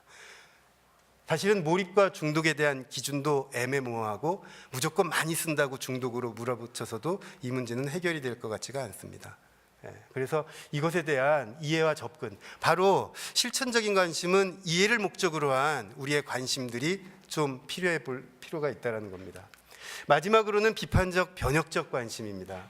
우리가 확장성에 많은 교육부나 사실은 정부들은 주목을 하죠. 그렇지만 우리 이러한 단체들을 중심으로 해서 마비성에 대한 관심, 이런 것들에 대한 고민들이 있을 필요가 있겠고요. 그 다음에 마지막으로서는 교육의 도구로서가 아니라 목적으로 바라보는 관점의 전환이 필요하겠다라는 겁니다. 저는 미디어의 확산은 근본적으로 학교 교육 전체를 학교 교육의 하나의 교육 과정의 일부로 미디어를 생각하는 수준을 넘어서서 학교 교육 전체를 바꾸는 문제다라고 생각을 합니다.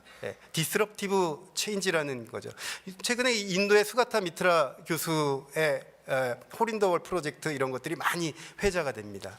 이 사람의 머릿속에는 티처나 노잉이라는 단어는 없다라고 합니다.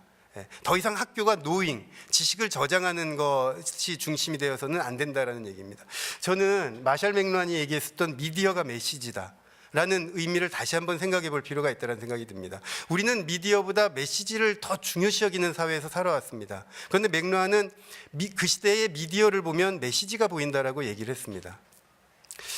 우리 교육은 이제 저는 메시지 중심의 교육에서 미디어 중심의 교육으로 전환되어야 될 거다라고 생각을 합니다. 제레미 리프킨이 10여 년 전에 소유의 종말이라는 책을 썼습니다. 경제학적인 관점에서 이제 소유의 시대는 갔다라는 것인데요. 사실 그 책의 원제를 보면은 에이지 오브 액세스입니다. 접속의 시대입니다. 접근의 시대입니다. 이제는 공유의 경제학이 됐다라는 얘기인데요. 어떻게 보면 교육의 더 중요한 소중한 이야기일지도 모릅니다. 우리는 지금까지 지식을 소유하도록 가르쳐 왔습니다. 메시지를 소유하도록 가르쳐 왔습니다. 그렇지만 이 메시지의 지식 생명력이 굉장히 짧아지는 시대에 살고 있습니다. 엘빈 토플러는 옵솔리지라는 말로 했습니다. 지식의 라이프 사이클이 너무나도 짧아진다는 것이죠. 학교가 더 이상 노잉, 지식을 소유시키는 교육으로서는 이 문제를 해결할 수 없다는 겁니다. 어떤 교육이 더 필요할까요? 접속의 시대, 어떻게 세상에 접속할 것인가를 가르쳐주는 게 더 중요할 거다라는 겁니다. 어떻게 상호작용할 것인가, 어떻게 소통하고 교육할 것인가. 근데 저기에 뭐를 더 붙이면 돼요? 사실은 세상과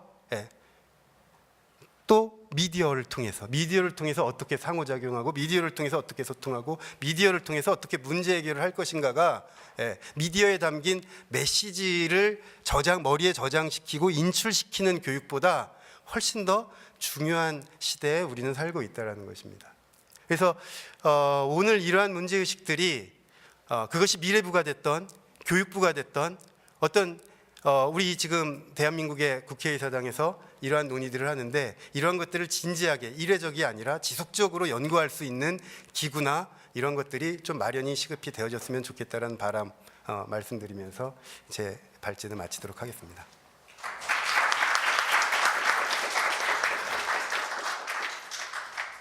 네, 김도원 교수님 감사합니다. 김도원 교수님께서는 교육적인 도구로서 또는 인지 발달 측면에서 자아 정체성의 측면에서 리터러시나 학습 참여, 교육적 상호작용의 측면에서의 미디어가 가지고 있는 확장성과 마비성에 대해서 설명을 해주셨습니다.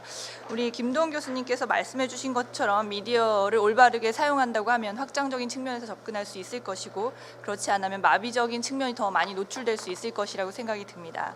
그런데 우리는 이런 디지털 시대의 소용돌이 한가운데 원컨 원치 않건 다가가고 있으면서도 어떤 것이 그 소용돌이 밖으로 뛰쳐나갈 수 있는 부표이고 또 어떤 것이 같이 자멸할 수 있는 돌멩이인지 알기 어려운 그런 시대를 살고 있습니다.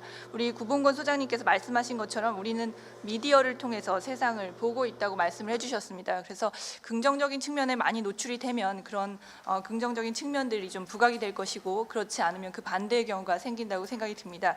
그렇지만 여전히 우리들은 실제로 이 세계에서 어떤 일들이 일어나고 있는지 그러한 우리 김도훈 교수님께서 말씀해 주신 어떤 실천적인 측면에 대한 관심이 굉장히 많습니다. 그래서 이 자리에 네 분의 그런 교육 현장에 계시는 분들을 모시고 진지한 토론을 해보려고 생각을 하고 있습니다. 첫 번째 네 분의 그 지정 토론을 해주실 분들 짧게 소개를 드리도록 하겠습니다. 첫 번째로 우리 학교 현장에서 청소년들과의 교육을 담당하고 계시는 배명중학교 안용순 선생님 나오셨습니다. 그리고 우리 청소년들의 인터넷 중독의 예방과 상담을 담당하고 계시는 창동 아이웰 센터 김태주 센터장님 오셨습니다. 저와 같은 학부모 입장에서 또 우리 학생들을 바라보고 계시는 인간교육실현 학부모 연대의 강소연 이사장님 나오셨습니다. 그리고 미디어 일선 현장에서 핵심적으로 다루고 계시는 머니투데이 IT 과학 전문 기자 유준영 기자님 나오셨습니다. 발표 순서는 편의상 그냥 안내 드리는 대로 안용순 선생님부터 지정 토론을 시작하도록 하겠습니다. 안용순 선생님 부탁드리겠습니다. 예, 저기 서울 배명중학교에 근무하고 있는 국어교사 안용순입니다. 저희 학교는 남자 학생들이에요. 그래서 중학교 2학년 남자 애들 중심으로 좀 단연간 이렇게 애들 가르쳤는데 아무튼 이런 부분에 대해서 좀 얘기할 거는 좀 많이 있습니다. 먼저 제가 글을 써달라고 해서 급하게 썼는데 이제 글보다는 이제 제가 보기에는 좋은 말씀은 다 앞에 해주셨고 학교에서는 그럼 어떤 현상이 벌어지고 있는가 요거 중심으로 얘기하는 게 더 낫다고 생각을 합니다. 먼저 그래서 이런 토론회도 있고 해가지고 애들한테 한번 물어봤습니다. 애들이 사용하는 어떤 지금 환경이 어떤 것인가 해서 아까 언급 많이 했지만 카톡이나 페이스북을 하느냐 했더니 많은 학생들이 하더라고요. 그러면 그거 왜 하느냐 그랬더니 친구들끼리 이렇게 의사소통한다고 한대요. 그다음에 그럼 게임은 하냐 했더니 다 한대요. 그리고 그게 재미있으니까 한대요.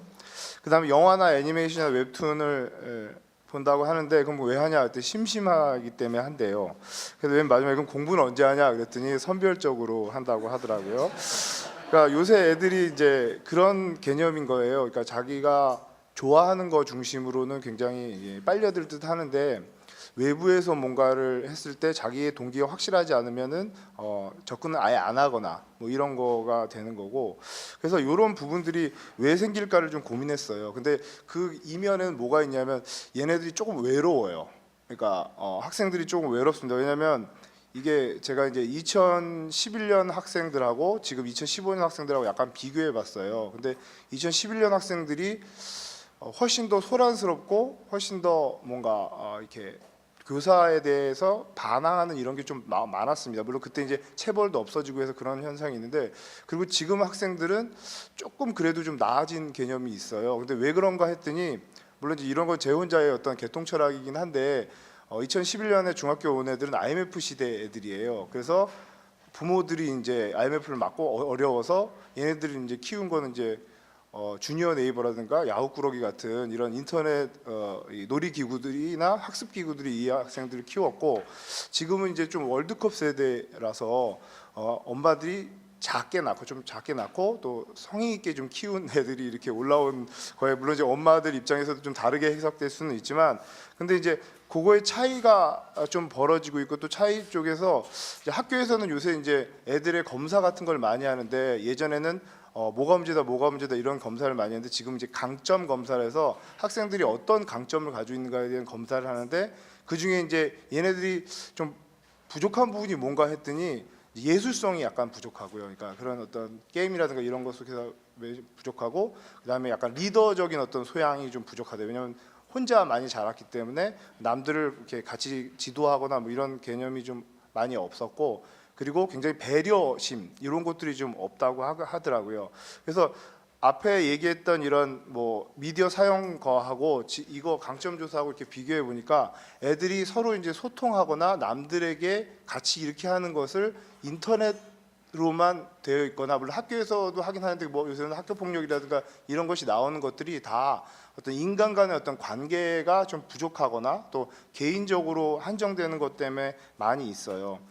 이런 얘기를 왜 하냐면, 그래서 그렇다면 미디어 교육의 목적이 무엇인가 생각을 해봤는데, 정보는 굉장히 넘칩니다 지금. 그리고 많은 정보가 인터넷에 떠돌아다녀요. 그렇지만 그 정보를 지혜로 바꾸는 이런 어떤 교육에 대해서 좀 필요한 세계가 아닌가 이렇게 생각이 들어요.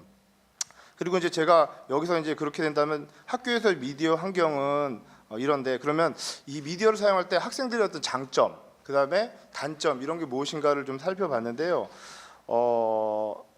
장점 같은 경우에는 이제 아까 얘기했던 정보가 많기 때문에 제가 약간 숙제 같은 거를 이렇게 주면은 그거를 아주 잘 해옵니다. 그리고 또 숙제라는 게 그냥 이렇게 일반적인 숙제를 좀 100개 원 인터넷에 많이 되거나 해서 청소년의 삶과 관련된 숙제를 좀 내줘요. 그리고 요번에 이제 숙제가 뭐였냐니까 청소년 언어에 관련된 걸 했는데, 한 애가 그러더라고요. 이 애들의 언어는 4글자로 정리될 수 있다. 쩌러, 헐, 게이득, 패드립, 이 4글자로 정리될 수가 있대요. 그러니까 쩌러 같은 말은 여러 가지 좋은 뜻으로 사용할 수 있지만 나쁜 뜻으로 사용할 수 있고, 또 헐이라고 하는 건 요새 어른들도 많이 쓰거든요. 그다음에 게이득이라는 건 참 이게 굉장히 요새 인터넷 사용하는 학생들에게 그 전국적인 현상이고, 그래서 제가 부산에 있는 선생님들한테 물어보니까 이걸 다 쓰더라고요. 그러니까 자기가 이득을 얻었다는 건데 거기에 개라고 하는 요새 애들의 접두어를 붙여가지고 가는 건데, 이게 굉장히 많이 쓰이고 있어요. 근데 제 입장에서는 이제 국어 교사로서 좀 그런 조금 우려되는 거는, 이게 물론 개라는 말도 그렇지만 모든 걸 다 개이득으로 정리해요. 뭐 이렇게 해가지고 만약 너 잘했네 그러면 바로 감탄사가 개이득으로 나와요. 그러니까 이게 뭐냐니까 언어의 어떤 표현 방식에 약간 다른 부분들을 그냥 이 언어로 그냥 딱 정리해 버려요. 다른 그러니까 감정선을 더 확장시키지 않는 거죠.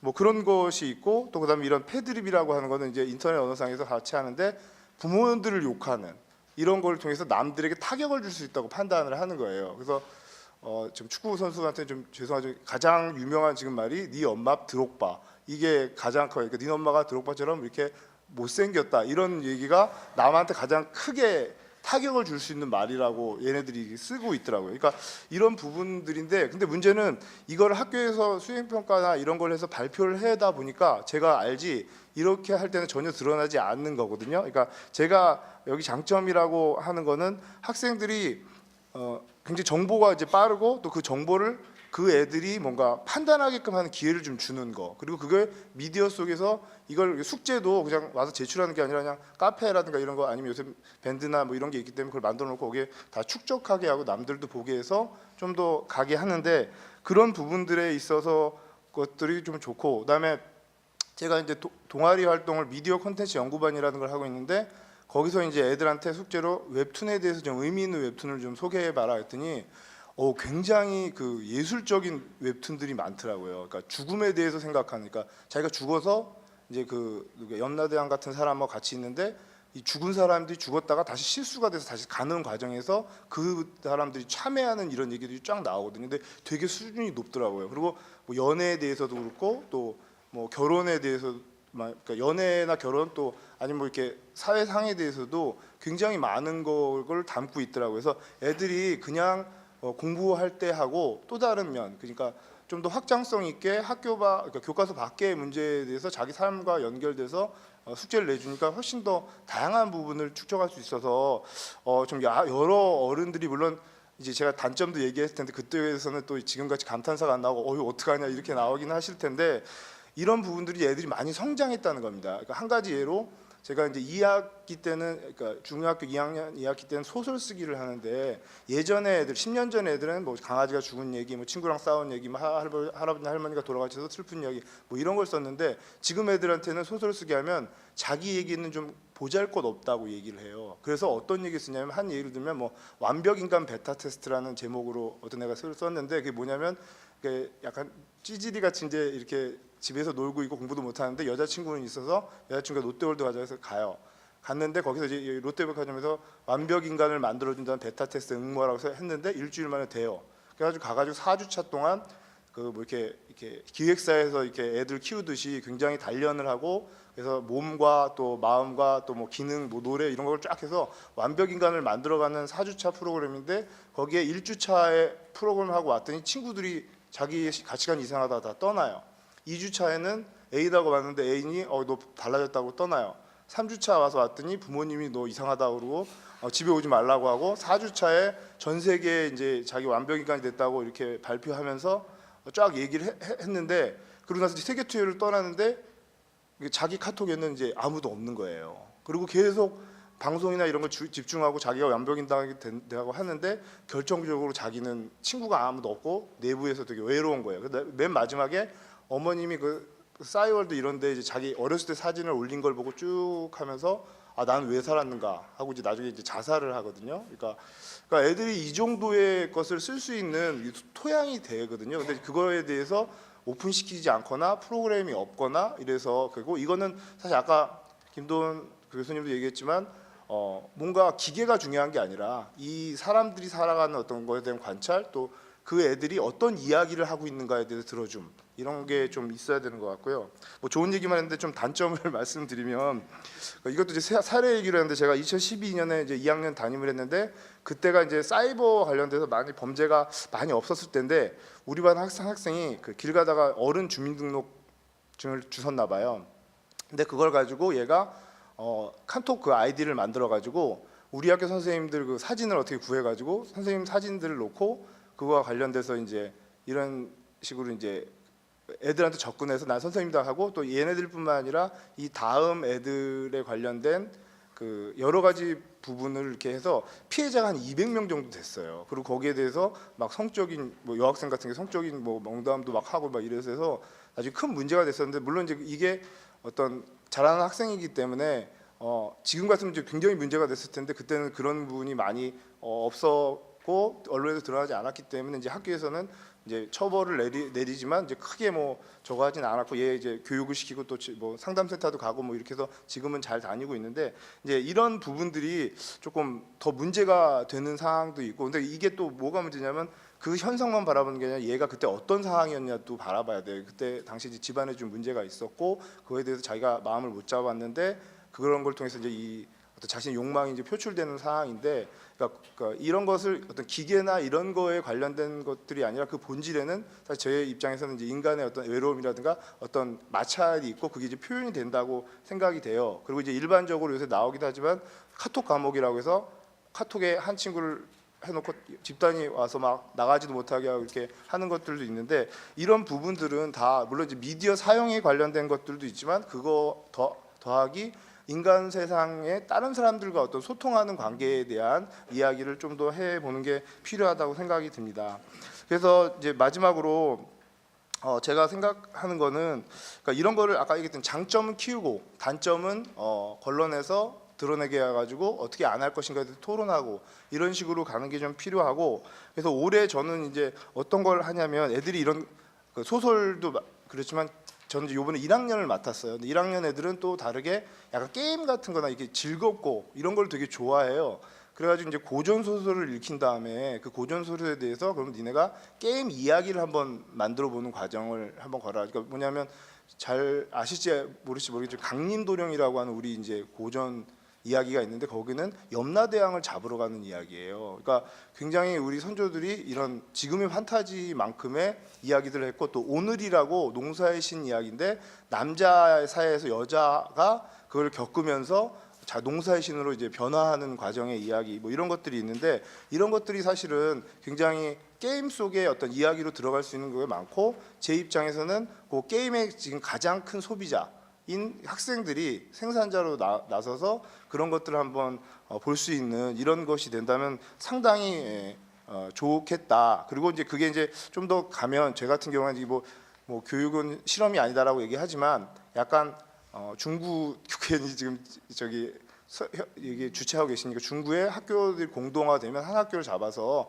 약간 미디어 학교나 이런 걸 하나를 만들어 가지고 좀 더 그런 애들을 뽑아서 이 애들이 성장하는 과정, 그리고 거기에 교육 과정이 어떻게 녹아 있느냐의 과정을 아예 실천적으로 보여주면서 그거와 관련된 것을 이제 전국적으로 이렇게 가는 방향도 굉장히 중요하고, 이 사례는 종로구의 미래학교라고 옛날에 창덕여중에서 바뀌는 학교 사례가 있기 때문에 그 학교의 사례를 좀 참고로 해가지고 가는 것도 좀 굉장히 중요하다고 봅니다. 그리고 단점 같은 경우에는 오늘 이제 토론회도 저도 이제 좀 아쉬운 게 뭐냐면 다 어른들만 있고 아이들이 없잖아요. 아이들 얘기를 하는데, 그래서 저는 학생 하나 정도 뭐 와서 자신의 얘기를 했으면 하는 바람도 있었는데, 어쨌거나 이런 단점에 대해서도 우리 어른들만 얘기할 게 아니라 학생들이, 특히 제가 아까 얘기했던 외로운 학생들이 왜 이런 걸 하는가에 대해서 그들 스스로의 어떤 이야기도 듣고 또 그들의 이야기와 함께 토론을 같이 해서 이런 방향을 가는 거. 그러니까 방향은 제가 보기에는 딱 이거다라고 하거나 이런 거를 하지 않았으면 좋겠어요. 왜냐하면 남중에 있다 보니까 이게 외람된 말씀이지만 여성가족부에 대해서 아주 불쾌한 감정이 많아요. 왜냐하면 셧다운제도 있고 뭐 하다 보면 다 그런 게 걸려서 이게 조금 그런 정책을 할 때도 항상 학생들하고 좀 협의를 한 다음에 가는 이런 부분이 좀 있었으면 좋겠다는 겁니다. 그래서 결론적으로 얘기하면 아이들을 좀 믿어야 된다. 대신 이제 물론 그 아이들이 어른들을 속이는 거라든가 그런 게 있긴 있는데, 그거에 대해서 충분히 교육적으로 왜 들었는지 들어보고 그거와 관련해서 합의해서 정책을 마련하는 이런 게 좀 필요하지 않을까 생각합니다. 예, 이상으로 마치겠습니다. 감사합니다. 안효석 선생님 감사합니다. 현장의 목소리로 들으니까 정말 저희가 이론적으로 들었던 것보다 훨씬 더 생생하게 들리는 것 같습니다. 안효석 선생님께서 우리가 마비적 측면이라고 생각했던 어떤 상상력의 한계, 이런 것들이 많은 정보에 노출이 되면서 새로운 작가적 상상력을 창출할 수 있는 또 그런 기회를 제공할 수 있다, 이런 장점들도 얘기해 주셨는데요. 그에 못지않게 어떤 사이버 불링이라든가 인터넷의 피해도 만만치 않다라는 말씀을 해주셨습니다. 그래서 이번에는 저희 김태주 센터장님 모시고 현장에서 일어나고 있는 어떤 비판적인 또 제한적인 그런 현상들은 어떤 것들이 있는지 말씀을 들어보도록 하겠습니다. 김태주 센터장님 부탁드리겠습니다. 네, 방금 소개받은 김태주입니다. 많이 떨립니다. 많은 토론회 다녀봤지만 이렇게 많은 카메라 있는 거 처음이고요.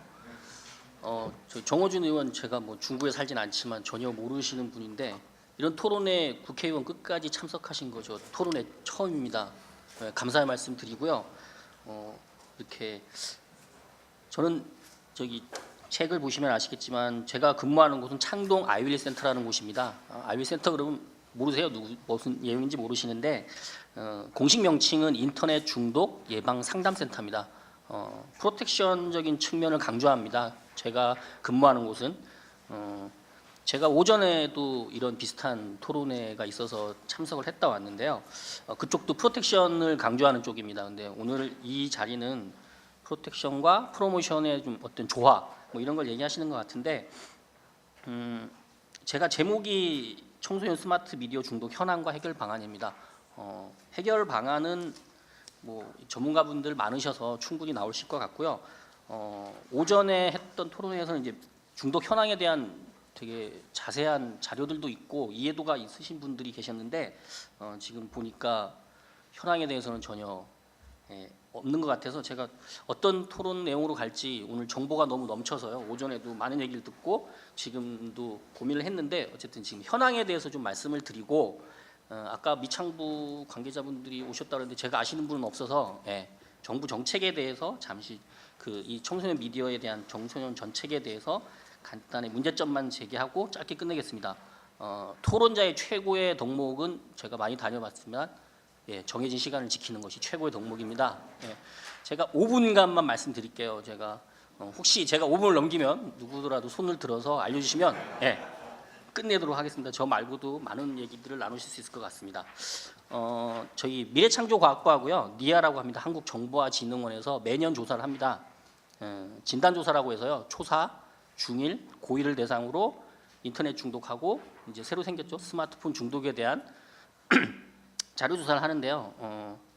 올해 4월에 발표했습니다. 그 내용을 먼저 죄송한 말씀 드리고 가겠는데요. 제가 처음에 이 토론회 참석 요청을 받았을 때 자료가 없어도 된다 그래서 자료를 준비 안 하고 있었는데 급하게 좀 달라고 하셔서 제 32페이지 자료 32페이지 보시면 내용이 있는데요. 제가 지금 발표할 자료하고 조금 다릅니다. 이 연구 논문을 좀 인용을 했는데 오늘 리아에서 발표한 그 전체적인 맥락은 비슷한데요. 제가 발표 드리는 내용으로 이해해 주시면 좋겠습니다. 인터넷 중독 위험군 여기서 말하는 청소년은요. 만 10세에서 19세입니다. 이걸 이해하시고 들어주시면 되는데 12.5%입니다. 성인 중독률은 5.8%입니다. 2배 조금 넘죠. 이거는 2013년 대비 0.8% 증가했습니다. 스마트폰 중독은 29.2%입니다. 청소년이. 근데 성인 중독률은 11.3%입니다. 2.5배가 넘습니다. 오늘 스마트 미디어라고 이제 표현을 하시는데 스마트폰과 뭐 각종 패드나 이런 걸 다 포함해서 이거는 2013년 대비 3.7% 증가했습니다. 여기서 말하는 이제 중독 위험군을 하면 고위험군하고 잠재적 위험군을 합치는 건데요. 고위험군은 3.3% 정도 됩니다. 이 치료가 필요한 단계죠. 이 청소년들은 이걸 표현하는데 요 세부적으로 잠깐만 살펴드릴게요. 성별로 보면 여성이 29.9%, 남성은 28.6%입니다. 여성 청소년의 중독률이 1.3% 정도 높습니다. SNS 중독이 많은 결과라고 볼 수 있고요. 학년별로 보면 중학생이 가장 높습니다. 중학생, 고등학생, 초등학생이고요. 환경적으로 보면 맞벌이 가정이 가장 취약합니다. 30% 정도 되고요. 이용 목적별로 보면 아까 말씀드렸다시피 이제 예전에는 게임이 문제였는데요. 지금은 모바일 메신저 SNS가 34%, 뉴스 검색이 26.7%, 게임은 24.5%로 3위로 밀렸습니다.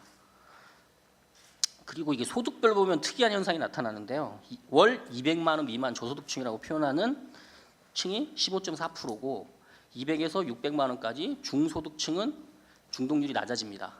그런데 특이하게 600만 원 이상 고소득층은 15.5% 오히려 저소득층보다 높습니다. 여기에 대한 니아의 설명이 따로 없어서 저도 이거에 대한 좀 연구가 좀 필요하다고 보고요. 어쨌든 니아에서 이 자료를 발표를 하고 바로 이어서 정부 종합대책을 발표했습니다. 박근혜 대통령께서 인터넷 중독이 심각하다 한마디 하니까 정부 모든 정책 부서 8개 부서입니다. 제가 이 자료를 여기에 실었으면 참 좋았을 텐데요. 미래창조과학부가 중심입니다. 미래창조과학부를 중심으로 뭐 교육부, 문체부, 복지부, 여가부, 방통위까지 해서 종합대책을 발표했는데 그 종합대책 일단 청소년 관련 그러니까 스마트 미디어 중독과 관련한 국가 전체 예산이 274억밖에 안 됩니다. 그 중에 청소년을 주로 관리하는 여성가족부가 청소년을 지금 소관을 하고 있는데요. 여성가족부 예산은 49억 원밖에 안 됩니다. 그리고 그 중에 여러 가지 사업이 있습니다. 4개 분야로 나눠서 사업하는데 예방 사업 분야, 그다음에 상담과 치유 분야, 그다음에 협력 체계, 뭐 대응 및 인프라 조성 이렇게 있는데 여가부 예방 교육 분야는 1억 1천만 원입니다. 국가가. 제가 속해 있는 곳은 아까 말씀드렸다시피 서울특별시립입니다. 약간 서울시 자랑을 할게요. 국가가 못한 지자체 최초로 2007년에 저희가 인터넷 중독 예방 상담센터를 만들었고요. 지금 현재 6개 센터가 서울시 25개 구를 6개 센터 권역별로 나눠서 지금 교육을 하고 여러 가지 예방 활동을 하고 있는데 저희 2015년도 서울시 예산이 44억입니다. 이 중에는 뭐 인건비도 다 포함되어 있고 하지만 국가 전체 예산이 49억입니다. 지금 청소년을 대상으로 하는. 저희가 청소년 중독만을 우선으로 하고 있습니다. 아까 정 의원도 말씀하셨지만 국가 컨트롤 타워가 없습니다. 이 부분에 대해서는 정말 심각하게 생각을 해주셔야 되고 국가 스스로가 스마트폰 중독이 문제 있다고 발표 자료를 냈음에도 불구하고 이에 대한 명확한 대책이 없습니다. 그냥 예전 인터넷 중독 예방 대책안에 스마트폰이라는 용어만 넣었어요. 도대체 그 스마트폰 어떻게 중독을 예방할 거냐에 대한 정책 비전 아무것도 없습니다. 안타까운 현실이고요. 저도 이제 시간이 딱 보니까 손 들어주신 분 없는데 제가 5분 된 것 같은데요. 나름 저 많이 준비해 왔는데 예, 짧게 마지막 한 마디만 드리겠습니다. 뭐 해결 방안 같은 건 아니고요. 그 의사들이 많이 얘기하는 게 이런 게 있습니다. 1g의 예방제가 1kg의 치료제보다 낫다. 저도 스마트폰 중독은 중독으로 들어가기 전에 예방하는 게 우선이라고 봅니다.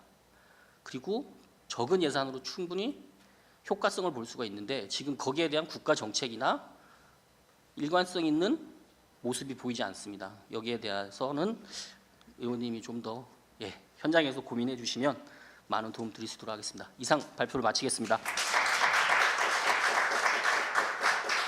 네, 센터장님 감사합니다. 센터장님 말씀에 의하면 중독을 예방할 뿐만이 아니라 또 치료하는 데 필요한 많은 예산과 프로그램들이 필요하겠다 하는 말씀을 해주셨습니다. 사실은 스마트 미디어를 학생들에게 장점을 부각시키고 제공하면서 또 그것을 어떻게 통제하고 또 예방할 수 있는가 하는 것들을 함께 모색해야 한다는 점들이 굉장히 모순적으로 들리기도 합니다만 또 우리 학부모 입장에서 그 이야기를 들어보면 또 다른 또 의견을 들을 수 있을 것 같습니다. 우리 인간교육실현 학부모연대에서 강소연 이사장님 나오셨습니다. 박수로 맞이해 주시기 부탁드리겠습니다. 네, 안녕하세요. 학부모 입장에서는 실은 제가 이제 첫 제목이 학부모의 딜레마라고 말씀을 드렸는데 뭐 여러 경로를 통해서 들은 말로는 미래를 살아가기 위해서는 이 미디어 사용 능력은 너무나 중요하다. 그래서 저도 큰애들은 저희 아이가 좀 여러 명 있는데 큰애들은 그렇게 열심히 안 가르쳤지만 막내만큼은 미디어 능력을 키워야 되겠다. 그래서 정말 초등학교 모든 방과후 프로그램에서 다 이 미디어 관련된 거는 다 가르쳐서 졸업할 때 돼서 안 한 게 없이 다 가르쳤습니다. 그랬더니 그 아이의 정보 탐색 능력은 정말 우수했어요. 그래서 큰 애들은 다 막내한테 이거 좀 가르쳐줘. 이거 어떻게 들어가면 되니? 뭐 이런 정도로 세대 차가 급격하게 났죠. 그런데 이제 부모 입장에서는 이렇게 정보 탐색 능력이 우수한 아이가 들어가서 무엇을 보고 있을까? 아까 계속해서 도구적 능력으로서의 아이의 이 미디어 탐색 능력 굉장히 중요하고 또 이 세상을 살아가는 데 있어서 지금은 거의 필수적인 역량이지만 더불어서 우리 아이가 필요한 것을 선별적으로 정보를 탐색하고 그리고 내가 어떤 것을 보고 싶지만 그 옆에서 깜빡이는 그 화면을 들어가서 보고 싶지만 이건 나에게 좋지 않으니까 이거는 보지 말아야 해 하는 자기 통제 능력을 우리 아이가 가지고 있을까에 대한 불안과 두려움을 분명히 가지고 있습니다. 이게 부모 입장이고요. 또 하나 그 젊은 부모님들의 요즘에 가장 그 중요한 이 그 미디어의 기능은 베이비시터 기능이라고 생각을 합니다. 아까도 의원님께서 말씀하셨지만 저도 비슷한 경험을 했는데 식당을 갔는데 두 녀석이 아주 어린 아이였어요. 한 애는 한 돌 반, 한 애는 한 3돌 정도 된 아이가 너무나 조용하게 앉아서 그 밥을 얌전하게 먹고 있어서 저희가 이야기를 하다 말고 쟤 좀 보세요. 어떻게 아이들이 저렇게 얌전할 수 있을까요? 이렇게 하면서 막 칭찬을 했죠. 나오다 보니까 그 아이들 바로 앞에 핸드폰이 놓여 있었고 엄마가 뭔가를 보여주고 있었어요. 저거는 아닌 것 같다. 오히려 떼쓰는 아이가 더 정상적인 아이가 아닌가. 저 시기에는 그것이 이제 저희가 느낀 점이었고 지하철에서도 마찬가지였습니다. 자리에 앉자마자 제대로 걷지도 못하는 아이가 할머니를 졸라서 핸드폰을 달라 그러면서 30분을 몰입하면서 아까 중독인가 아닌가의 문제는 실은 또 다른 문제지만 그 아이는 내릴 때까지 그 핸드폰을 가지고 있었고 그것을 뺏으려는 할머니한테 나중에 이제 막 소리를 지른 거죠. 그런 걸 보면서 베이비시터로서의 미디어의 기능이 한편으로는 도움이 되기는 하지만 아이를 양육하는 부모로서 이 베이비시터로서의 그 핸드폰을 사용한 아이의 뇌는 건강한 뇌일까 하는 것에 대한 불안과 두려움을 가지고 있습니다. 세 번째는 아까 선생님께서도 말씀해 주셨지만 우리 아이들은 이 카톡을 사용하지 않을 수 없는 그런 시기에 살고 있습니다. 학교에 가면 다 핸드폰을 선생님한테 제출하는 것이 아마 지금은 대부분 의무로 되어 있는데 그런데 핸드폰에 그 카톡을 하지 않을 수 없는 게 요즘은 선생님들이 조별 과제 숙제를 많이 주고 아이들이 그 조별 그 어떤 소통을 해야 되는 뭐 또 학원에 가 있거나 이렇게 할 때 전화로 이 소통이 안 되기 때문에 아이들은 결국은 이 카톡에서 벗어날 수가 없다는 거죠. 그래서 어떤 부모는 하도 아이가 이 핸드폰에 중독이 돼서 게임을 하고 막 이러니까 그 아버지가 그것을 뺏어서 이렇게 던져서 깨버렸다고 합니다. 근데 결국 이 아버지가 졌어요. 아, 숙제를 해야 되는데 아빠 나 이 카톡을 하지 않을 수 없어. 그러니까 아이패드를 다시 줬다고 합니다. 아, 이것이 이제 그 부모들이 가지고 있는 하나의 딜레마이기도 하고요. 동시에 그 우리 아이들의 학교 폭력의 아주 무서운 도구가 바로 이 카톡을 통해서 끊임없이 24시간 하나의 그 협박과 그런 그 도구로서 들어오는데 그거를 끄면 어떨까 했더니 우리 아이가 막 쌩까는 행동을 하면 엄마 어떻게 되는지 모르세요? 이런 이야기를 하더라고요. 바로 이것이 우리 부모가 보기에 SNS는 필요악이라고 생각을 합니다. 또 하나가 지금 이제 아까 선생님 말씀, 교수님 말씀에서 지금 저가 계속 이제 도구적 역할, 이 미디어의 이제 도구적 역할인데 또 하나는 그 젊은 엄마일수록 지금 아이들의 그 교육적인 그 용도로 그 앱을 굉장히 많이 활용을 하고 있더라고요. 아까 그 상담하시는 선생님께서 뭐 상위층 계층의 부모들이 이거 미디어 매체를 많이 사용하는 거 하고 뭐 이런 이야기를 왜 그런지 모르겠다 하지만 좀 더 그 경제적 능력이 있는 부모일수록 아주 좋은 그 앱을 적극적으로 다운을 받아서 서로 돌아가면서 그런 것들을 활용하는 것이 마치 유행처럼 젊은 부모님들에게는 유행처럼 사용되고 있다라고 생각을 합니다. 그런 이야기들을 많이 들었고요. 또 외국에서도 뭐 이렇게 유복할수록 스마트폰이 학업에 더 많은 도움을 준다. 그래서 이런 것들을 잘 활용하는 것이 좋다라는 이야기들을 많이 하고 있기 때문에 실은 한편으로는 이 미디어의 디지털 갭에 대한 문제는 어떻게 할까, 능력 있고 좋은 앱을 선별해서 아이에게 줄 수 있는 부모와 전혀 이런 앱을 사용할지도 모르는 그리고 아이에게 이걸 주지 못하는 부모를 가진 아이의 이런 어떤 디지털 리터러시 능력이나 이런 것들은 또 어떨까에 대한 것이 있습니다. 그 외에도 실은 남자아이를 부모로 둔 자녀를 가지고 있는 부모님들이 다 한 번씩 겪었을 문제가 아이들의 게임에 대한 몰입이고 한 번은 그거는 겪어야 되는 문제라고 그러더라고요. 저는 아들이 없어서 그 고민은 좀 덜 했는데요. 어쨌든 이런 것들이 대부분 우리의 부모들이 지금 시대를 살아가는 부모들에게 중요한 그 딜레마라고 생각을 합니다. 그러면 가장 그 우리 학부모들에게 필요한 것은 무엇일까? 아이들을 그나마 건강하게 살아갈 수 있도록 하는데 필요한 것이 무엇일까? 저는 결국은 우리 젊은 사람들에게 또는 우리 학부모들에게 끊임없이 이 미디어 교육을 좀 시켜줘야 한다라는 게 이제 저의 결론이었습니다. 첫 번째 이제 두 가지가 있었는데 하나는 앞에서 말씀드린 것처럼 이 디지털 갭의 문제도 심각하기 때문에 앞으로 미래 세대 뭐 10년까지도 아니고 한 5, 6년 가까운 시기에 이 미디어를 잘 사용하는 아이와 그렇지 않은 아이들의 미래의 어떤 그 지적 능력 또는 이런 정보 활용 능력은 굉장히 중요한 역할을 한다라고 생각하고 그래서 이 정보 격차를 줄이기 위한 공교육 차원에서 어떤 것이 건강하게 잘 가르치는 건지는 학부모는 모르겠지만 공교육 차원에서 정보를 잘 탐색할 수 있는 능력과 그리고 이 정보들을 효과적으로 선택하고 그것을 자신이 잘 통제할 수 있는 능력을 뭔가 공교육 차원에서 가르쳐줬으면 좋겠다 하는 것이고요. 두 번째는 그렇지만 이 아이들이 이런 것들을 잘 할 수 있도록 즉 비판적 인터넷 사용자가 될 수 있는 비판적 기능을 잘 할 수 있도록 하기 위해서는 학교도 중요하지만 제가 어떤 자료를 봤는데 지금은 우리나라에서도 한 돌 된, 두 돌 된 아이들이 인터넷 사용 비율이 상당히 높았어요. 오히려 5, 6세보다도 더 높은 그런 그 데이터를 본 적이 있었거든요. 그래서 정말 아이들이 이 인터넷을 또는 미디어를 잘 사용할 수 있도록 하기 위해서는 부모가 아이들에게 인터넷을 어떻게 사용할 수 있는지에 대한 모델링이 되고 그런 것들을 비판적으로 사용할 수 있도록 하는 그런 능력을 갖추어야 된다고 생각을 합니다. 그래서 정보에 효과적으로 접근하고 정확한 이 정보 관리 그리고 미디어와 관련된 윤리적인 법적 문제 이런 것들을 좀 더 부모가 알게 하는 그래서 21세기를 아이들이 이 미디어 관련된 역량을 잘 갖추고 있도록 하기 위해서 가장 중요한 것은 결국 부모 교육이다. 그래서 지금 이제 초중등의 이 학부모 교육이 여러 차원에서 이루어지는데 그 학부모 교육 안에 반드시 이 정보화 미디어 사용 교육을 좀 집어넣었으면 하는 것이 학부모 입장이고요.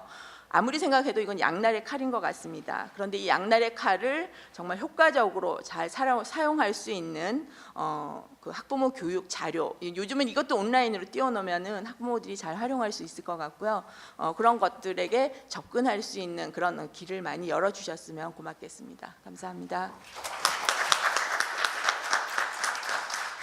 네, 우리 강소연 이사장님, 우리 아이들 디지털 세대를 살아가는 우리 아이들을 바라보는 부모의 입장에서 디지털 미디어들이 그런 장점들이 충분히 인식하고는 있지만 어떤 자극적인 정보에 노출되거나 아니면 베이비시터로서의 부정적 기능 같은 것들도 결코 간과할 수는 없는 문제이기 때문에 그런 부분들을 좀 줄이기 위해서는 부모 교육의 필요성들을 강조해 주셨다고 생각이 듭니다. 감사 말씀드리고요.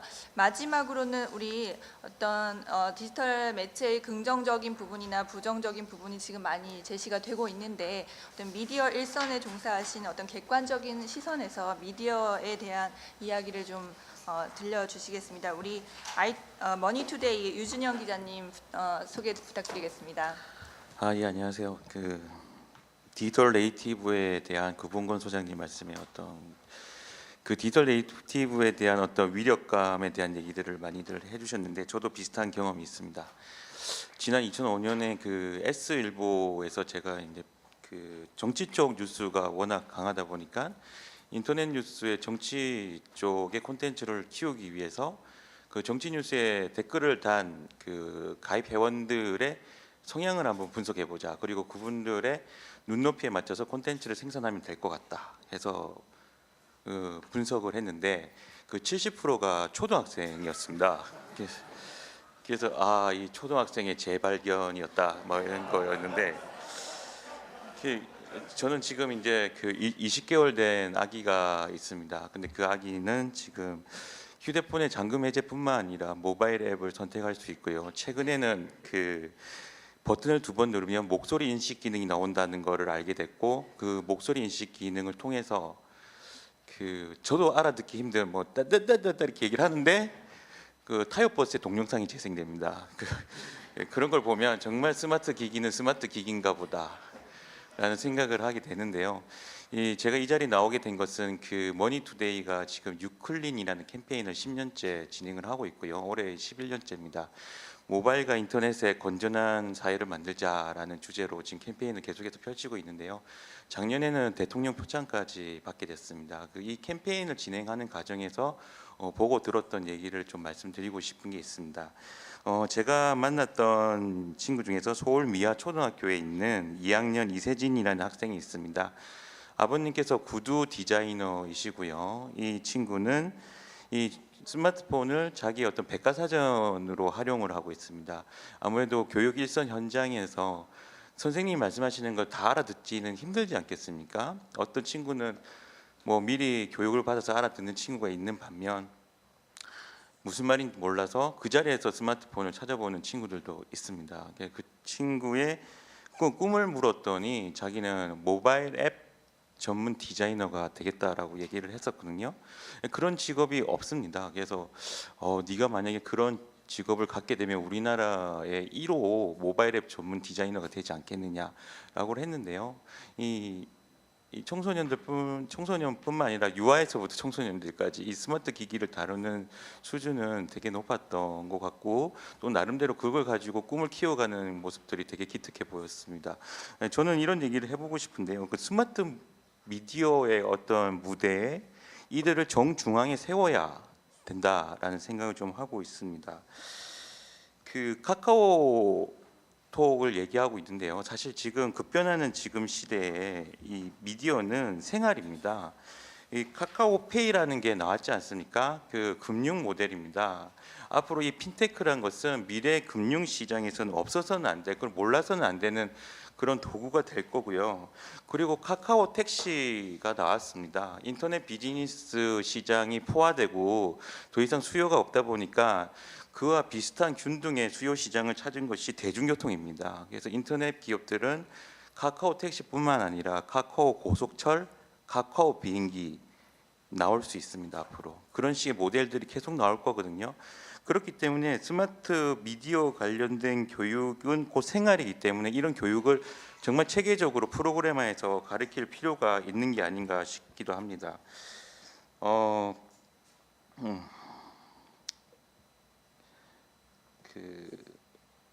얼마 전에 그 대구 경북과학기술대학원을 갔었습니다. 대구 경북과학기술원은 지금 모든 학생들이 지금 태블릿을 통해서 교육을 받고 있는데요. 이 태블릿을 통해서 교육을 받는 것뿐만 아니라 그 학생들이 문제를 직접 출제를 합니다. 중간고사 문제를 학생들이 출제를 하고요. 기말고사 문제들을 출제를 하면 그게 하나의 문제은행으로 해서 DB화됩니다. 그러면 그 디지털 베이스 안에서 교수님께서는 문제를 출제하게 되는 건데요. 이런 식으로 적극적으로 어떤 교육 일선 현장에서 스마트 미디어를 단지 수동적인 피수동적인 모습의 어떤 사용이 아니라 적극적으로 그걸 활용할 수 있는 포지티브의 포지션으로 학생을 끌어올린 거죠. 그 문제 중에서 가장 이렇게 관심을 끌었던 문제가 있었습니다. 논술 문제인데요. 그 어벤져스 2에서 슈퍼맨과 배트맨은 왜 빠졌는가라는 게 문제였습니다.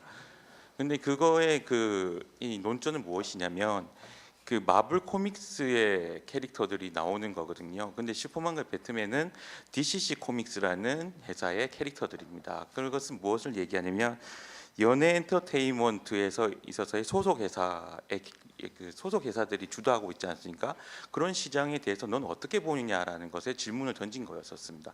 되게 재미난 질문이었고요. 이걸 학생이 만들었다고 해서 더욱더 뭔가 시험을 치고 있는 데서 스트레스가 아니라 다음 시험 문제를 읽어보고 싶은 충동 때문에 1번 문제를 풀지 못하는 그런 게 있지 않을까 이런 생각을 좀 해봤습니다. 최근에 이제 개방형 교육이 이제 전 세계적으로 트렌드입니다. 무크라고 얘기를 하는데요. MIT와 하버드대에 있는 교수님들이 이제 모든 대중을 상대로 인터넷으로 교육 강의를 이제 오픈하는 겁니다. 그렇게 됐을 때 페이스북이나 SNS를 통해 가지고 실시간으로 토론도 하고요. 그리고 채점도 합니다. 이런 식의 모델 우리나라에도 이제 좀 자리를 잡아가고 있는데요. 부산대에서 있는 교수님께서 빅북이라는 그런 교재를 만들고 계신데요. 어떤 비싼 교재를 구매하는 데서 주머니에 부담을 덜고 그리고 죽은 지식을 없애자. 그래서 교수 10분 정도가 시작을 했는데 지금은 이제 다른 제자들도 참여하면서 그들끼리 서로 소통하면서 문제를 하나씩 만들어가고 있습니다. 그렇게 만들어진 문제 중에서 교수님이 낸 문제는 이런 이론 때문에 틀렸습니다. 그렇게 이것은 이런 추가로 수정할 부분이 있는 것 같습니다라는 의견도 게재할 수 있거든요. 그런 식의 능동적이고 적극적인 학생들의 수업 참여를 유도하는 그런 효과를 보는 것 같습니다. 근데 이와 같은 무크에 대해서 관심을 가질 수밖에 없는 이유는 오늘 2018년에 문이과 통합 교육이 실시가 됩니다. 그렇게 되면은 이제 문과 학생과 이과 학생들이 똑같은 수준에서 교육을 받는데요. 그렇기 때문에 산업계에서는 되게 걱정이 많습니다. 이 산업계에서는 공대를 졸업한 학생들을 재교육하는 데 들어가는 비용이 1년 동안 2조 원 가까이 들어가고 있습니다. 또 신입생을 받아서 공대 같은 경우에는 선형 수학 방정식 같은 것들을 다시 교육을 하고 있거든요. 그만큼 고등학교 교육에서 이게 제대로 체계적으로 이루어지지 않고 있는 상황인데 그나마 있던 그런 이과 교육이 이제 문이과 통합 교육으로 되면서 더욱더 이제 이과적인 공대 쪽에 관련된 지식이 더욱더 부족한 상황이 벌어질 수 있기 때문에 이와 관련된 어떤 보완제 역할로서 무크가 조명을 받고 있는 것 같습니다. 저는 이 스마트 미디어가 방금도 아까 생활이라고 말씀드렸지만 이제 미래부에서 지금 내놓고 있는 그런 정책들을 보면은 정말 이 스마트폰을 학교에서 수업을 위해서 걷어가는 게 얼마나 위험한 짓인가라는 생각을 하게 되는데요. 미래부에서 하는 사회 문제 해결 R&D 과제 중에서는 이 비만 관리를 위해서 스마트폰을 쓰겠다. 그리고 학생들의 어떤 체질 관리를 위해서 스마트폰을 100% 활용하겠다라는 것도 있고, 그리고 재난망 관련돼서 지진이 일어났거나 태풍이 일어났을 때 대피하십시오라는 어떤 재난망 주파수와 관련된 것들의 논의도 있긴 하기 때문에 스마트폰을 항상 몸에 지니지 않으면 안 되는 그런 생활로 계속해서 가고 있는 것 같습니다. 아무튼 뭐 교육이란 문제, 그리고 생활이란 문제, 그리고 R&D와 관련된 여러 가지 문제들은 이제는 한 부처에서 다룰 수 있는 문제가 아닌 거거든요. 스마트 미디어 교육에 대한 것은 단지 교육부가 하는 것이냐 아니면 미래부가 하는 것이냐라는 논의는 이제 사실상 구시대적인 논의라고 보고요. 미래부에서 지금 하고 있는 모든 정책들은 공동 부처 개념으로 가고 있습니다. 뭐 9개 부처가 합친다든지 7개 부처가 협업해서 간다든지라는 것이고요. 이번 정권에서의 어떤 그 정책의 추진의 어떤 모토 중에 하나도 부처끼리 같이 하라라는 것이지 않습니까? 그렇기 때문에 이 스마트 미디어 교육 관련해서는 그 교육부뿐만 아니라 미래부와 같은 이제 약간 연관성이 있는 부처들이 같이 협업해서 이 문제를 좀 풀어가야 되는 게 아닌가 그런 생각입니다. 네, 마치겠습니다. 네.